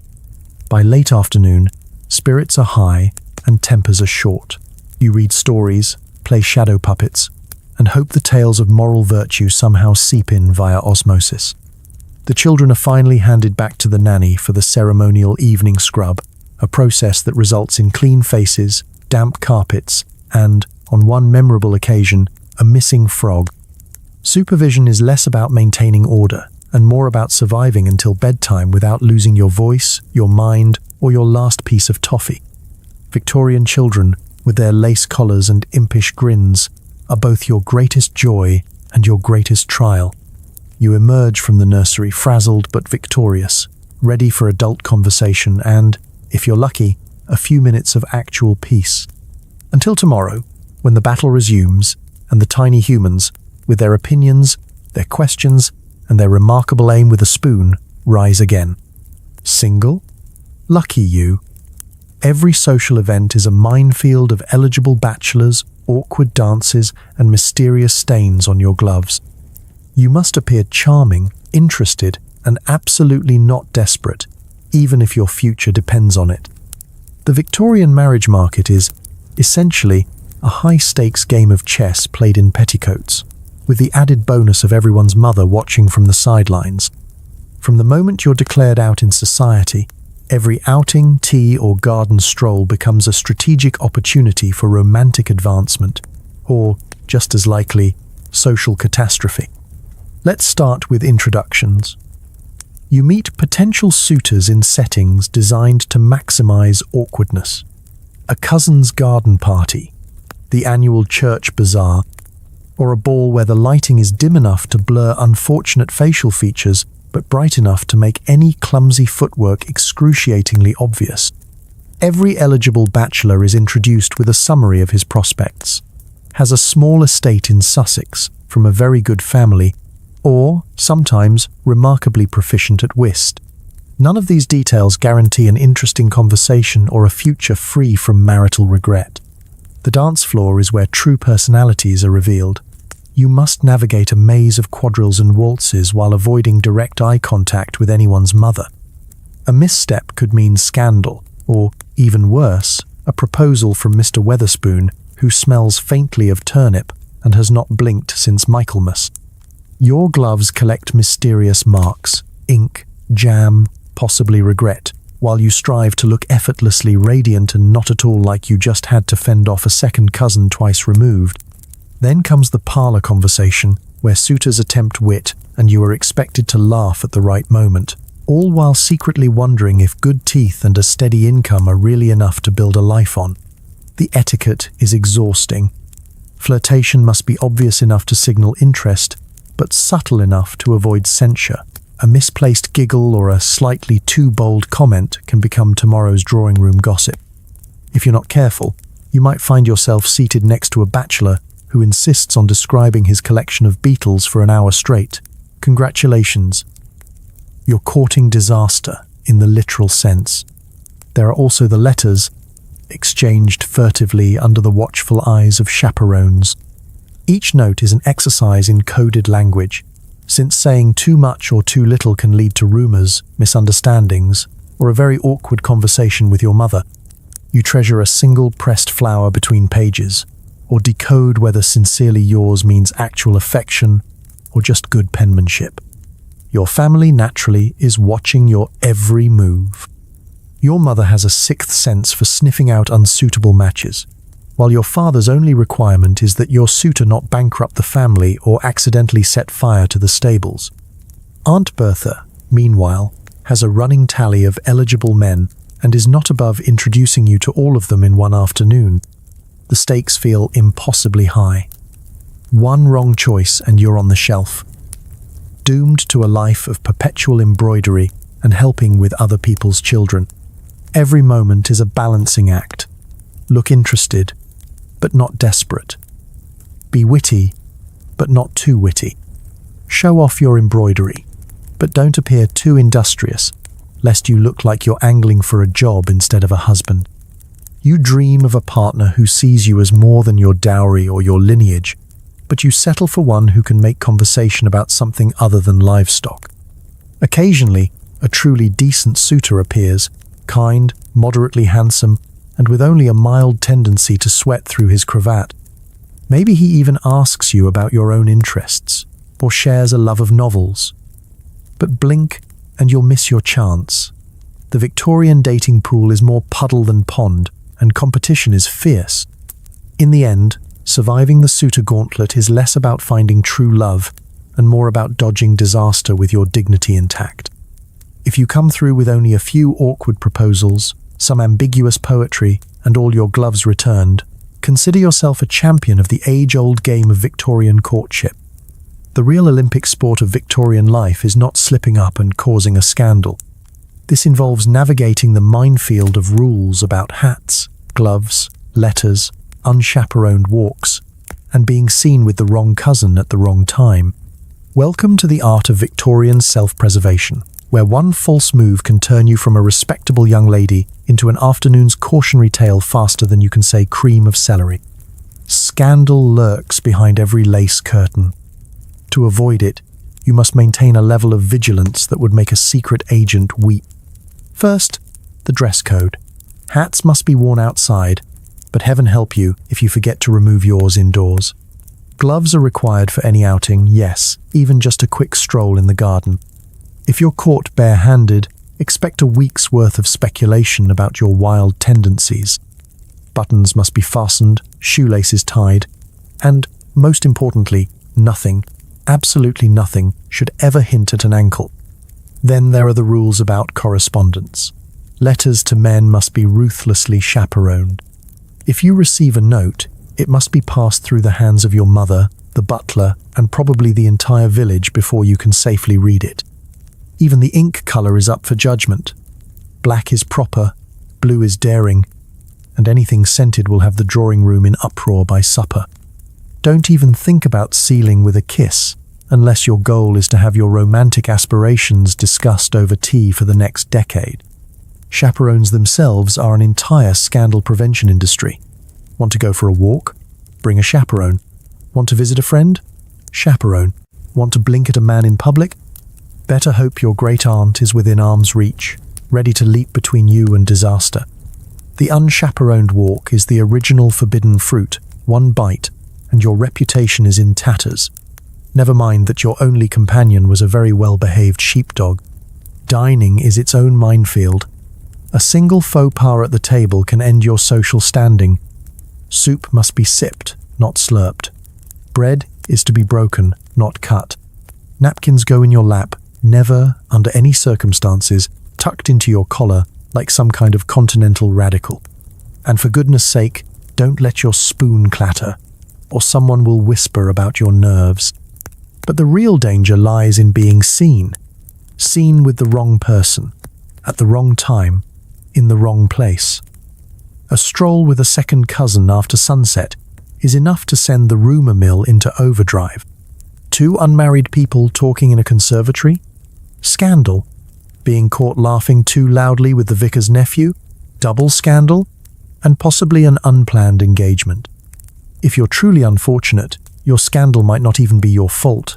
A sneeze during a church service, a trip over your skirt in the high street, or an unfortunate incident involving a runaway bonnet can all earn you a place in the social penalty box.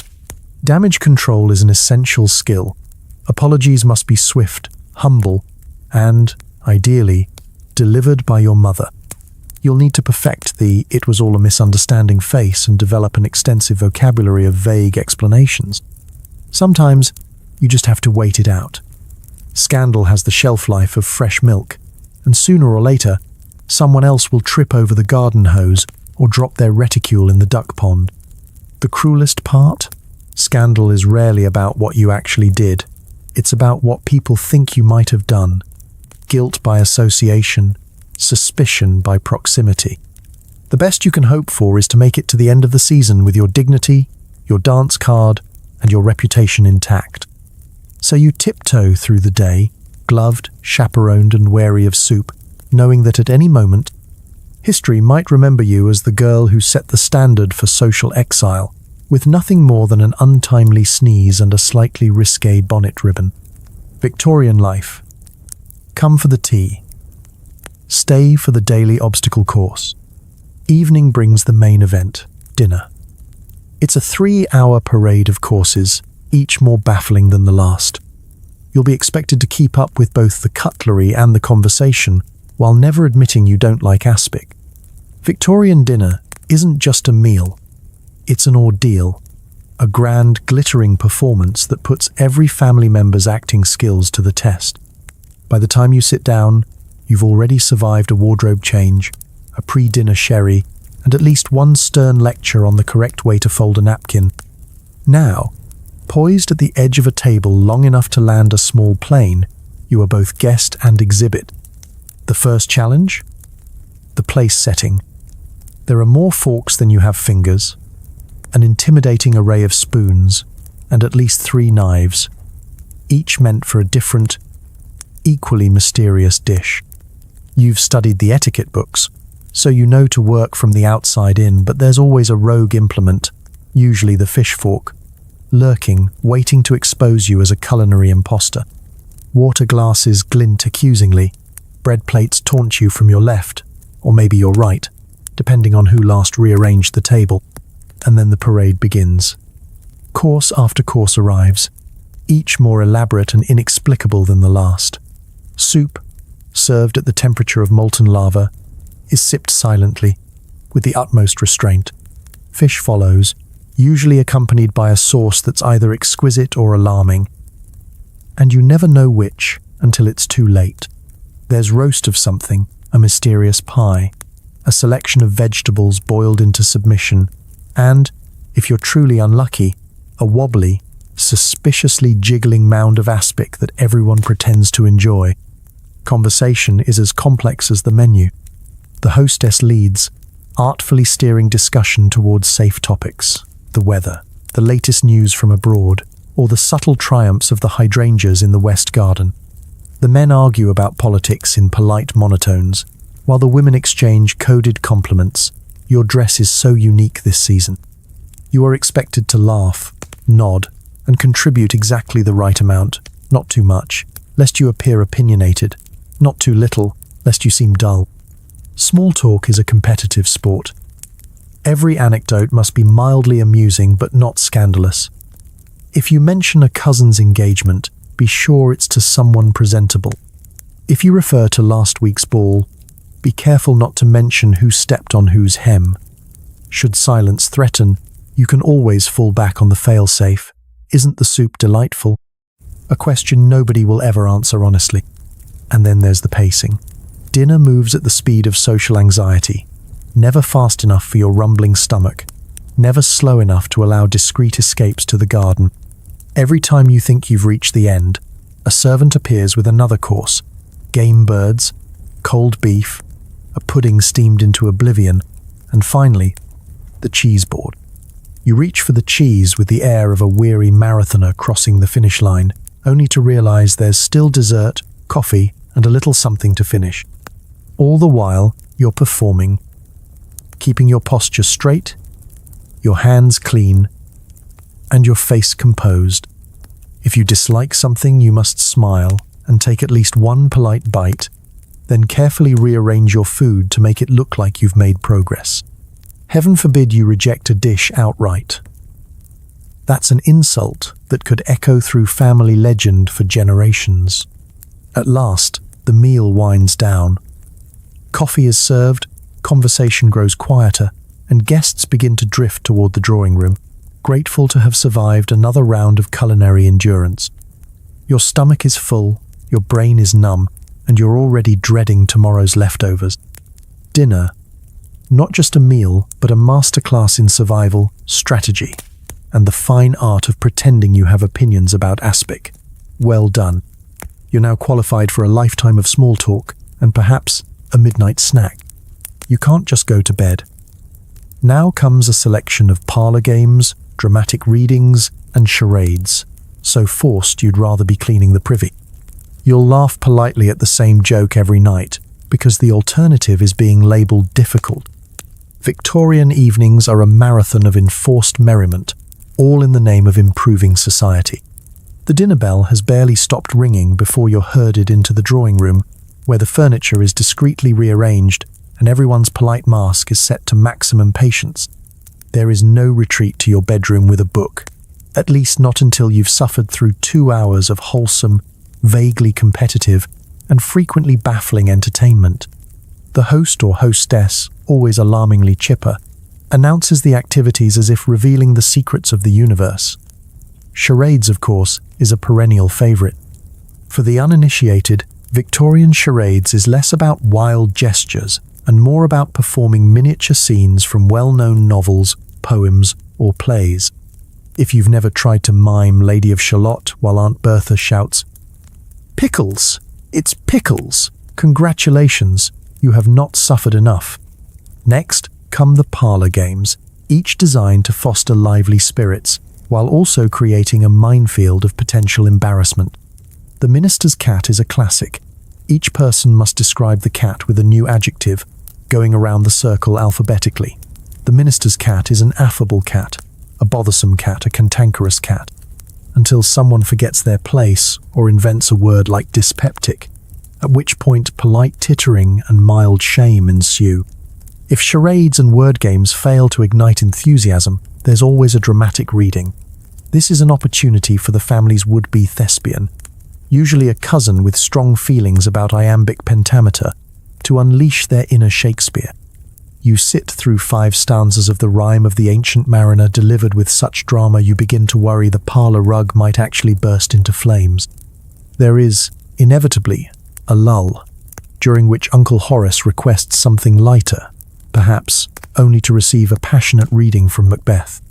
The performance is met with thunderous applause and several confused relatives who thought it was supposed to be a comedy.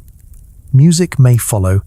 The pianoforte is opened, sheet music fluttered, and you pray you won't be pressed into service again. The youngest sibling performs a piece they learned yesterday.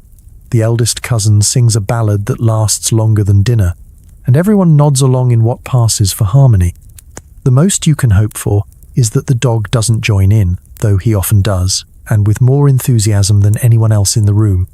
Some nights, someone suggests blind man's bluff or snapdragon, games with the potential for actual injury, flaming raisins, or at least some honest excitement. But more often than not, the evening winds down with 20 questions, which inevitably devolves into a debate about whether an emu is truly a household object, or forfeits, which is mostly an excuse to make people sing, dance, or recite embarrassing poetry on command. Through it all, you smile and laugh at the right moments, lest you be accused of lacking sociability. You clap for performances, feign surprise at the twist endings, and enthusiastically guess the answers, even when you're secretly counting the minutes until escape. No one dares suggest simply relaxing in silence, lest they be mistaken for a malcontent, or, worse, sent to play the minister's cat with Aunt Bertha again. Eventually, the clock strikes a merciful hour. The games conclude, the room is set to rights, and you're finally allowed to drift off to bed, cheeks aching from polite laughter and soul just slightly worn. But you've done your duty, endured the forced fun, kept the peace, and maintained the delicate Victorian fiction that charades, parlour games, and dramatic readings are the very height of human joy. Congratulations. You've survived another evening of mandatory merriment. Sleep well.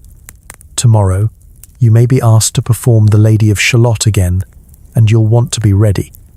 At last, you steal a few moments alone to write in your journal, reflect on your blessings, and privately despair that your entire day has been graded by the neighbours. The house is finally quiet, no more parlour games, no more forced applause, and, for a precious half hour, no one hovering nearby, ready to critique your posture or ask if you've written your thank you notes. You settle by candlelight at your little writing desk, a battered but beloved notebook before you, and an ink pot that somehow manages to leave a smudge on your nose every time you use it. Journaling is a sacred act, a tiny rebellion in a day otherwise spent performing for others. This is the only place you can truly be yourself, even if your most honest entries read like a catalogue of small grievances and near misses with disaster. Tuesday. Avoided Aunt Bertha's matchmaking by pretending to faint. Nearly worth the concussion. The soup was, again, aspic. You pour out the details that no one else would understand. The agony of a corset that's 2 inches too tight, the triumph of remembering all the forks at dinner, and the sheer adrenaline rush of sneaking jam from the larder undetected. The official tone of your journal is grateful and composed, but the subtext is pure, undiluted exhaustion. You list your blessings, good health, apart from the blisters and persistent sense of existential doom, a respectable family, even if they all insist on reciting poetry after dinner, and a roof over your head, preferably one without squirrels. For posterity's sake, you throw in a few lines about the joys of needlework and the profound satisfaction of a well-tended fern. But beneath the surface, you use your journal as an emotional pressure valve. Here you can admit that the endless social calls, perfectly ironed handkerchiefs, and marathon rounds of charades are not, in fact, your idea of happiness.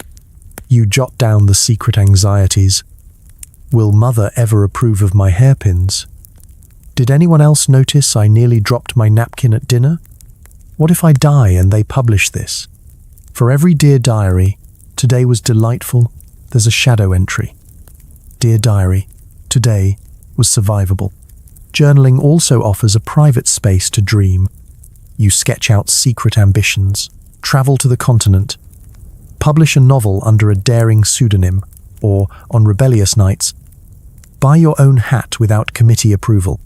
The act of writing, slow and deliberate, helps you remember that you are a person with a mind, even if you spent most of the afternoon pretending to care about Aunt Augusta's embroidery sampler. Sometimes you try to be philosophical. Is there more to life than managing household accounts and remembering everyone's birthday? Is it possible to be both perfectly behaved and completely content, or must one choose? You sigh, realizing that Victorian society is built on the art of compromise between expectation and reality, reputation and self. As the candle burns lower, your eyelids grow heavy, and your handwriting devolves from careful script to exhausted scrawl. You sign off your entry with a vague hope that tomorrow will be less exhausting and more meaningful, or at the very least will include less aspic. You close the journal, tuck it away in your locked drawer, and take a moment to savor the privacy, a commodity rarer than diamonds in a world where even your thoughts are expected to be presentable. With the last of your energy, you slip into bed and let your mind wander, comforted by the knowledge that, at least for a few minutes each night, you exist for yourself alone. Sleep comes as a gentle relief, and tomorrow you'll wake up and do it all again, with a little more wit, a little more grit, and just a touch more existential dread. Congratulations. You have survived another Victorian day, journaled your secret truth, and kept your spirit quietly alive. Before bed, you must unpin your hair, recite prayers, and possibly negotiate with God for just one dream about not wearing a corset. Bedtime is an ordeal, and sleep is more of a social experiment than a guarantee. Night in the Victorian household arrives quietly, but not without its challenges. The candlelight flickers against the wallpaper, the house creaks as it settles, and you realize that your day isn't quite over. There is a rigid routine to wind down, a gauntlet of rituals designed to ensure both physical and moral cleanliness, plus a decent chance of making it through the night without becoming tomorrow's gossip. First comes hair. Victorian hair is an engineering project in itself, requiring roughly 30 minutes to dismantle each night.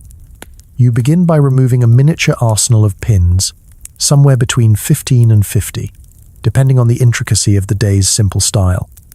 If you're lucky, you won't drop any into the chamber pot. You brush your hair in long, deliberate strokes, 100, if you're aiming for sainthood or at least impressing your mother, and try not to think about how many family secrets are trapped in the tangles. After hair comes face washing, which is always a bracing experience. The water is cold, the soap is suspiciously lumpy, and the towel could double as a piece of sandpaper. You clean away the day's powder and worries, watching your reflection in the dim mirror as you attempt to scrub off any lingering anxiety about tomorrow's breakfast conversation. Once your face is more or less returned to its original state, you examine your skin for new blemishes, as if each one is a personal failing or an omen of future spinsterhood. Now it's time for the spiritual portion of the evening. Prayer.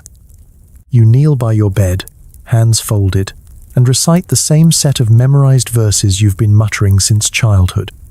But tonight, maybe you slip in a few requests of your own, something about a little more patience with Aunt Bertha, a miracle cure for jam stains, and perhaps, just once, a dream in which you wear trousers and do something truly scandalous, like ride a bicycle or refuse a second helping of aspic.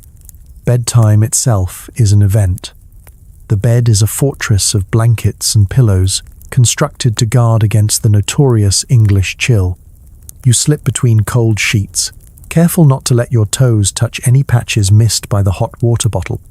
If you're particularly fortunate, the fire in your bedroom is still smouldering. If not, you try to convince yourself that shivering builds character. But sleep does not come easily to the Victorian mind. Instead, you lie awake cataloguing the day's embarrassments and tomorrow's anxieties. Did you say goodbye or good evening to Lady Prescott at tea? Did you remember to wind the clock, close the window, and hide your journal from snooping siblings? Your brain sprints through social calculations, each one more catastrophic than the last, until you finally surrender and listen to the soothing sound of the wind rattling the panes. In those last drowsy moments, you confront the existential dread that comes from being a Victorian woman, the sense that your life is always on display, that your worth is measured in manners, and that even in the dark, someone might be judging the way you snore. You attempt to find peace in the knowledge that, at least for now, you have survived the day, mostly intact and only a little traumatized by aspic. Eventually, your thoughts slow, your body relaxes, and you drift off, hoping for a night free of dreams about corsets, scandal, or accidentally addressing the vicar as mum. Congratulations, you've made it through the nightly rituals. Tomorrow, you'll wake up and start again, armed with a hairbrush, a prayer, and the faint hope of a slightly less existential bedtime. Sleep well. In Victorian England, that's as much as anyone can ask. If you catch a cold, you're immediately confined to bed, surrounded by worried relatives and a rotating cast of dubious medical experts. You'll be treated with everything from mustard plasters to outright denial. The first sign of illness, a sneeze, a cough, a complaint of chilliness, sends the household into high alert. The news spreads faster than the actual germs. Within minutes, your mother, the housekeeper, and at least 3 aunts have gathered by your bedside, clutching handkerchiefs and reciting the family's favorite medical advice. You must rest, they insist, while simultaneously asking you to recall, in detail, what you last ate, how much air you took in on yesterday's walk, and whether or not your feet were exposed to damp. Victorian sick days are equal parts drama and inconvenience. The sick room is prepared with the urgency of a royal birth.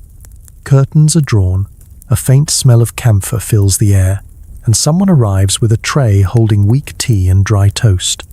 The fire is kept burning at an oddly punishing temperature, as if sweating is a universal cure. You are tucked into bed with enough blankets to smother all symptoms and any hope of breathing freely. A bell is placed within reach, not for summoning comfort, but for summoning more people to interrogate you about your symptoms. Enter the home remedies. Your relatives rotate through a series of treatments guaranteed to draw out the humours. Someone produces a bottle of patent medicine with a label that promises relief from colds, coughs, rickets, and perhaps even original sin. It tastes like liquid shoe polish and burns all the way down. If that fails, there's the ever-popular mustard plaster, applied with the gentle touch of a bricklayer. It burns, it itches, and it leaves you wondering if the cure is, in fact, the punishment for complaining. Medical professionals, if called, arrive with their own set of horrors. The family doctor is equal parts sage and gambler, ready to prescribe everything from leeches, just to be sure, to a purgative, cleanses the system. The less fortunate may encounter a neighbour with a homeopathic streak, ready to recommend everything from lavender compresses to a fresh onion worn around the neck. You comply. Mostly because resistance requires more energy than you have, and you're already half convinced you're dying of boredom. Meanwhile, the family debates over your bedside, all in carefully modulated whispers. Is it a slight indisposition or something lingering? Should you be allowed to read? Or will the excitement of a novel send you into a fever? Every cup of tea is administered with the solemnity of a potion. Every cough is greeted with concern, advice, or, in the case of Aunt Bertha, a long tale about the time she nearly perished from a cold but was saved by brisk walks and an alarming quantity of bacon fat. Rest is the official prescription, but actual sleep is impossible. The door creaks open every 10 minutes, servants checking the fire, siblings sneaking a peek, relatives just making sure you're still with us. The only peace comes in the small hours of the morning, when you can lie back, surrounded by your mountain of blankets, and imagine a world in which a touch of catarrh is met with nothing but a quiet nap and a stack of scandalous novels. Recovery is just as theatrical. You're praised for your bravery. Such a good patient. Hardly complained at all.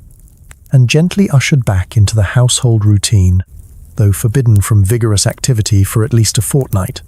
Unless, of course, you're needed for a particularly dull social call. Congratulations. You have survived the Victorian sick day. Dosed, roasted, interrogated, and ultimately released back into the wild. And if you still have a cough, best keep it to yourself. You don't want to go through all that again until at least Christmas. Beneath the layers of etiquette and ruffles, every Victorian woman harbours secret joys and vices. Whether it's sneaking sweets, reading banned books, or simply daydreaming about a world where you can wear pants. Outwardly, your life is an endless parade of good behaviour, gentle accomplishments, and polite restraint. But behind every properly arranged fringe curtain, there exists a whole clandestine universe. The truth is, even the most respectable young lady has her guilty pleasures, and, more often than not, she's gotten very good at hiding them. Let's start with the classics, sweets. Officially, you partake of sugar only during sanctioned mealtimes, and always with the restraint expected of someone whose waist is under public scrutiny.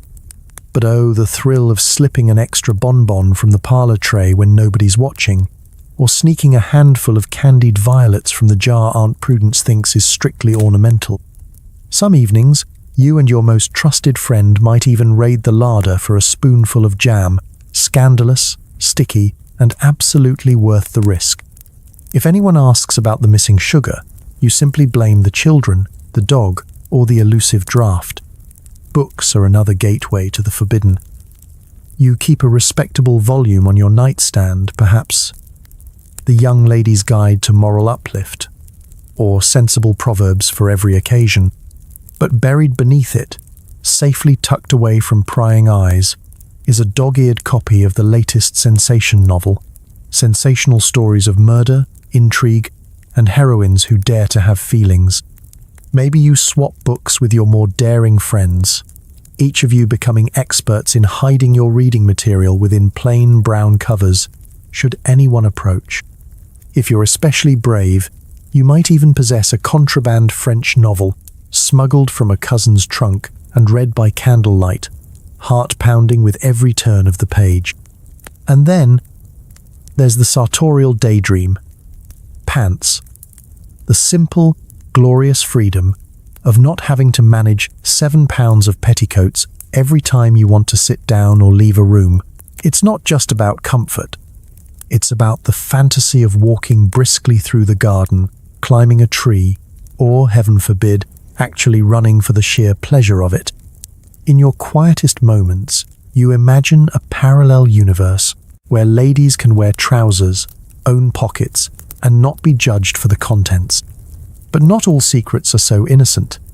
Some women keep a stash of nerve drops or a bottle of sherry for those particularly trying afternoons spent enduring family drama or Aunt Bertha's piano recitals.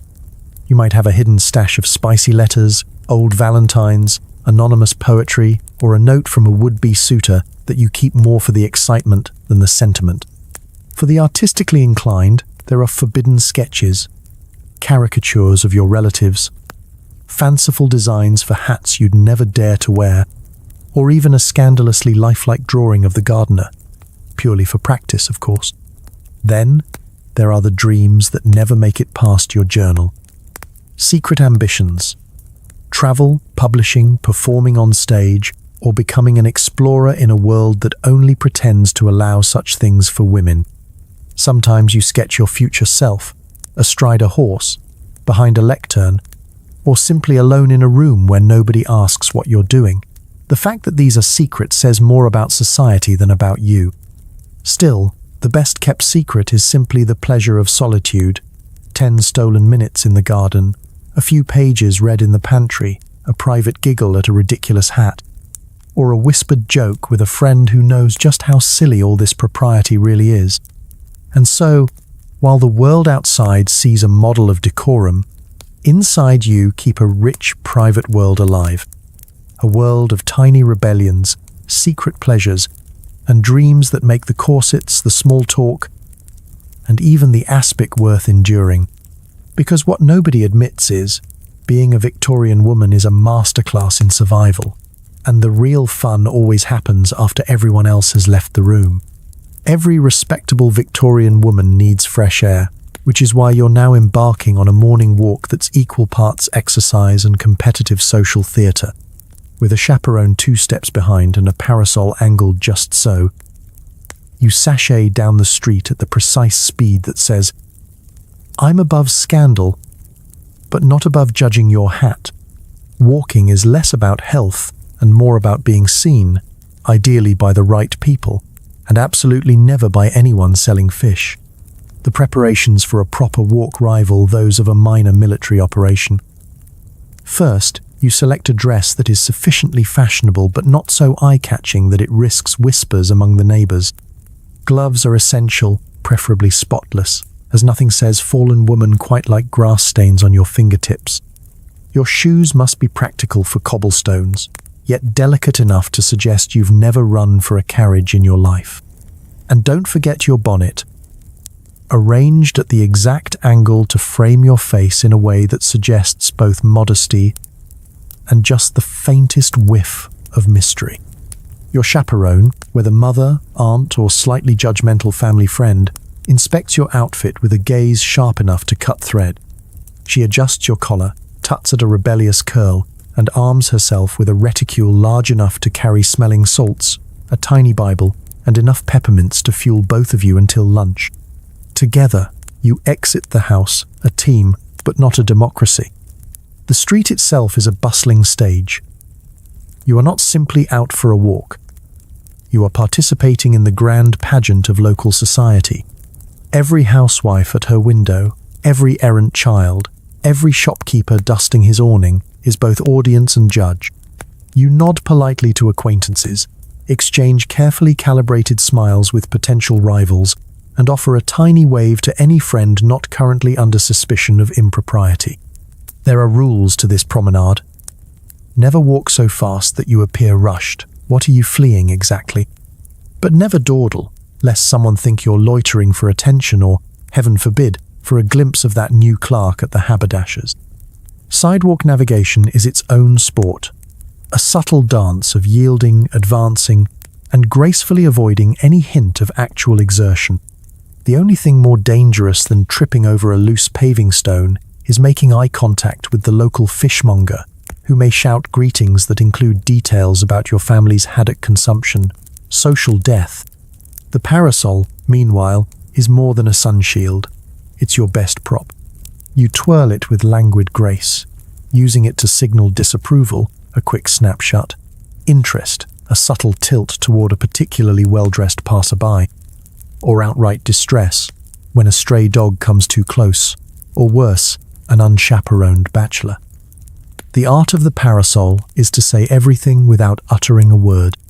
If you're lucky, your route will take you through the park, where you can admire the flower beds, make brief, suitably uninteresting conversation with other walkers, and be seen by exactly the right number of eligible gentlemen. No more, no less. You stop to observe the ducks, which are less judgmental than your neighbors, and exchange harmless gossip with your chaperone, who always manages to make a question about someone's geraniums sound like a warning about moral decay. Inevitably, there are obstacles. A sudden rain shower threatens to frizz your hair and undermine your composure. A runaway child nearly collides with your skirts, prompting a gasp and a lecture on decorum. You skillfully avoid stepping in anything that would sully your boots or your reputation. The walk concludes with a triumphant return home, cheeks slightly flushed, dignity intact, and just enough of a breeze in your bonnet to suggest that, yes, you have embraced the great outdoors. Your chaperone declares the outing a success. No fainting, no scandal, and not a single fishmonger in sight. Congratulations. You have paraded down the street for no reason at all, performed the subtle ballet of Victorian respectability, and returned victorious. Until tomorrow, when the game begins again and your parasol waits, ready for its encore. If you're lucky enough to have a garden, congratulations, you've unlocked the era's most respectable excuse to dig around in the mud and pretend you're too busy to answer intrusive questions about marriage prospects. Victorian gardening is less about growing vegetables and more about competing for the title of most unnecessary rosebush. You kneel in the dirt, deadheading flowers, and nurturing a deep, silent rivalry with Mrs. O. Pennyfeather next door, whose chrysanthemums are frankly show-offs. In the eyes of society, gardening is the one truly virtuous pastime. Unlike music, which risks becoming too emotional, or reading, which can lead to dangerous ideas, tending to your flower beds is an unimpeachable sign of good character. It's also a rare chance for a bit of honest physical activity, though, of course, you must never admit to enjoying it. There's a careful choreography to the whole business. Kneel on a mat to avoid soiling your dress, don gloves to protect your delicate hands, and wield your trowel with the practiced air of someone who's definitely read about gardening in the ladies' magazine. The garden itself is a canvas for your ambitions, frustrations, and social ambitions. Every border, every climbing rose, every suspiciously rare tulip is both a personal triumph and a not-so-subtle message to visitors. Yes, I have taste. No, I did not murder my husband and bury him under the wisteria, no matter what Mrs. Pennyfeather says. The planting decisions are endlessly debated. Bluebells for humility, violets for modesty, a single dramatic lily for that touch of I could be mysterious if I wanted to. Of course, the real reason to garden is tactical. There's no better excuse for missing an awkward afternoon tea or evading a persistent suitor than the sweet peas simply cannot wait another minute. You can always disappear behind the laurel hedge when Aunt Bertha is spotted approaching. Secateurs in hand and your most pensive expression at the ready. Few dare to interrupt a woman who is obviously on a mission to defeat blight and overbearing relatives in a single afternoon. But make no mistake, gardening is also war. Your most formidable opponent is always next door. Miss Pennyfeather has spent years perfecting her borders, cultivating rumours about your dahlias, and boasting falsely about her award-winning compost. You pretend not to notice when she leans over the fence to comment on your weeding technique or offers unsolicited advice on the ideal depth for planting gladiolus bulbs. Sometimes she appears to be pruning her roses, but you know she's actually counting your blooms. And, if you're honest, you've done the same, perhaps with a slightly superior air. Despite the rivalry, gardening is a rare pocket of peace in your schedule. The scent of freshly turned earth, the gentle hum of bees, and the occasional thrill of discovering a perfect, unsupervised worm offer a simple pleasure that almost makes up for the endless rounds of needlework and forced conversation. Here, among the marigolds and pansies, you can indulge in daydreams, listen to the world go quietly mad around you, and get dirt under your nails with no witnesses but the robins. Your mother may approve, provided you avoid sunburn and unladylike levels of exertion. Your siblings leave you alone, convinced you're on some kind of penance. The garden is your sanctuary, your arena, your silent therapy session, a place where you can cultivate something beautiful, or at least keep your hands busy while plotting next week's witty retort for Mrs. Pennyfeather. As the afternoon wanes, you stand back to survey your handiwork. The flower beds are triumphant, the lawn respectably even, and your rival's chrysanthemums, though still insufferable, look just a touch less smug. You dust off your gloves, straighten your bonnet, and walk inside, feeling oddly victorious. Gardening, proof that sometimes the best way to survive Victorian womanhood is to dig deep, plant bravely, and let the neighbours stew in their envy. Today's calendar says dress fitting, which is Victorian code for voluntary immobility while strangers poke you with pins. You stand on a tiny platform, arms outstretched, while a seamstress mutters quietly about your posture, and a distant cousin offers unsolicited advice about sleeve length. The fitting lasts long enough for you to reflect on every biscuit you've ever eaten and to question whether you even like the colour puce. Victorian dress fittings are an elaborate rite of passage, a blend of silent endurance, awkward self-reflection, and the constant threat of being jabbed by someone with more opinions than patience. The day begins with an air of hushed importance. You're escorted into the fitting room, a place where time stands still and the only certainty is that someone will measure your waist and then suggest it might benefit from just a little more discipline. First, there's the ritual of undressing. Layers are peeled away like the petals of a very nervous onion. Outer gown, underskirt, petticoat, corset cover, and the corset itself, which, for the record, never seems to fit exactly the same way twice. Every garment is carefully folded and laid aside, while you try not to think about the draft and hope no one comments on your chemise.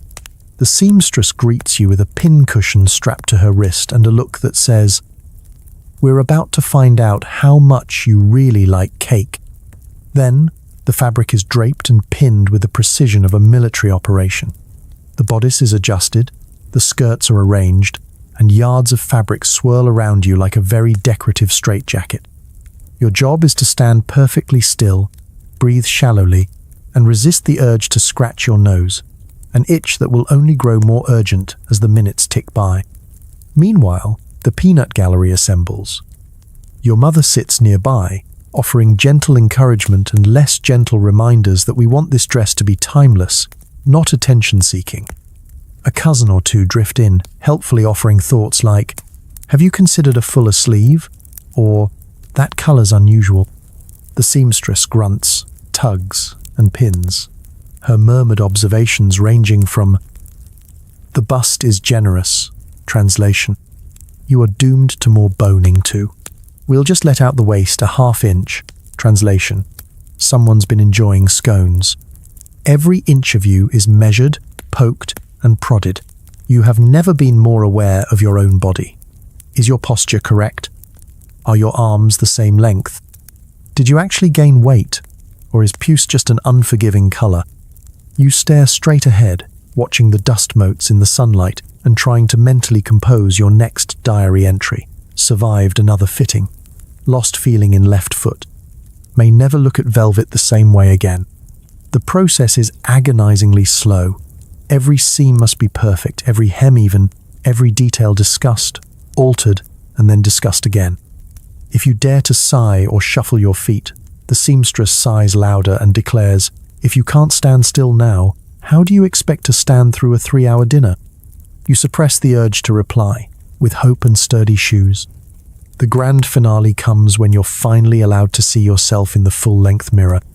There you are, the dress taking shape, pins glinting in the afternoon light, a vision of Victorian elegance, at least until someone points out that the trim needs adjusting or the bustle could be more assertive. You nod, as if you understand the politics of bustles, and try to ignore the existential question burning in your mind. Is all this really worth it for a single garden party? When at last you're released, you peel off the test garments, thank the seamstress, who's already plotting your next fitting, and escape with a sense of accomplishment mixed with mild trauma. You're one step closer to owning a dress that will make you the envy of the neighborhood. Or at least, the only one in puce. Congratulations. You've survived the dress fitting, a lesson in patience, posture, and the peculiar human capacity to suffer for fashion. Your house is technically staffed, but every day brings new opportunities to master the fine Victorian art of the polite complaint. The coal scuttle is half empty, the footman's hair is slightly too modern, and someone has moved your favorite armchair 3 inches to the left, possibly as part of a household coup. You summon your inner general, issue veiled instructions, and brace for the next skirmish in the ongoing domestic Cold War. Victorian households run on a steady diet of discipline, protocol, and subtle psychological warfare. As mistress, you're expected to keep everyone in line, maintain impeccable standards, and do it all with the sort of gentle firmness that suggests both authority and deep reserves of patience, even if you have neither. The official rule, never shout. The unofficial rule, never let them see you panic. The daily parade of minor offences begins with the morning inspection. You glide through the house with the measured step of a monarch on a surprise visit, noting with eagle-eyed precision every spot of dust, misaligned cushion, and slightly wilted fern. The maid who dusts your writing desk is unfailingly cheerful, which makes it doubly hard to mention that the silver inkstand now smells faintly of onions. You smile, and with a voice so calm, it borders on threatening. You say, "Perhaps next time. Just a touch less enthusiasm with the polish, Mary. It's a delicate dance." You must never complain directly, but instead deploy a battery of euphemisms and half-compliments. "The soup was interesting tonight, cook. Perhaps tomorrow something a little less adventurous." Or, to the footman, "What a striking hairstyle, John. Is it Parisian?" The most powerful phrase in your arsenal is, "I wonder if we might try it this way," which translates roughly to, "Do this immediately, or I shall die of embarrassment before luncheon." And there are always mysterious incidents. The coal scuttle, for instance, is never quite full. Is it the new scullery maid, or has the butler declared a private war on heat? You're never quite sure, but you leave subtle hints.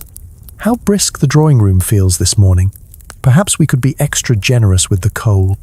The armchair, inexplicably relocated, becomes the subject of a week-long investigation as you carefully mention to everyone, within earshot of the guilty party, how the light in this corner is so perfect for reading. Sometimes, of course, your efforts backfire. The staff, operating under their own parallel chain of command, develop a silent code for household warfare. The salt is never in the same place twice. The housekeeper insists the armchair must be moved for better air circulation. The gardener mysteriously forgets to trim Mrs. Pennyfeather's side of the hedge. You issue instructions, receive bland assurances, and wait for the next, inevitably creative, rebellion. Your only defense is to master the art of the subtle escalation. Begin with a gentle reminder. Follow up with a slightly more pointed suggestion. If all else fails, you bring out the ultimate weapon, a visit from your mother or the vicar, both guaranteed to inspire a sudden, miraculous improvement in standards for at least 48 hours. Yet, through all this, you're also expected to be kind, attentive, and never forget a birthday or special occasion. You remember favorite teas, inquire after sick relatives, and distribute modest gifts at Christmas, even as you quietly plot a full reshuffle of the kitchen staff. The goal is harmony, but the reality is endless negotiation, a cold war conducted with silver trays and folded napkins. At the end of the day, you collapse into your perfectly replaced armchair, reflecting on your victories. The fire is blazing, the soup is edible, and the footman's hair is, well, still a little too Parisian. But you'll tackle that tomorrow. Congratulations. You've survived another round of the servant problem, demonstrating all the tactical genius of a field marshal and the patience of a saint.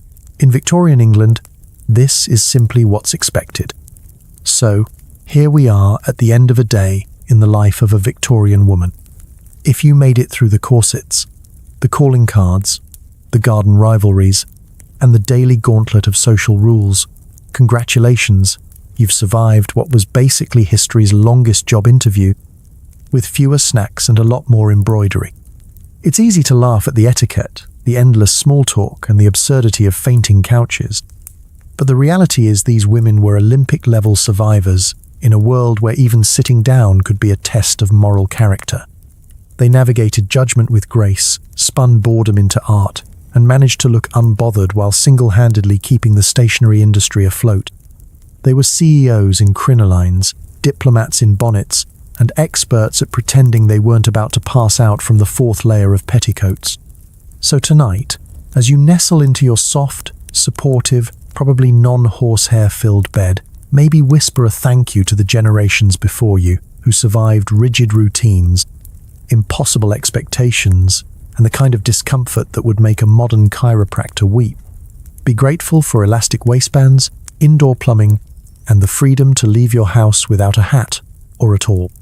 Because history may be awkward, inconvenient, and just a little bit ridiculous, but it's also proof that people are endlessly adaptable, quietly resilient, and occasionally extremely funny. Let that thought settle in as you drift off.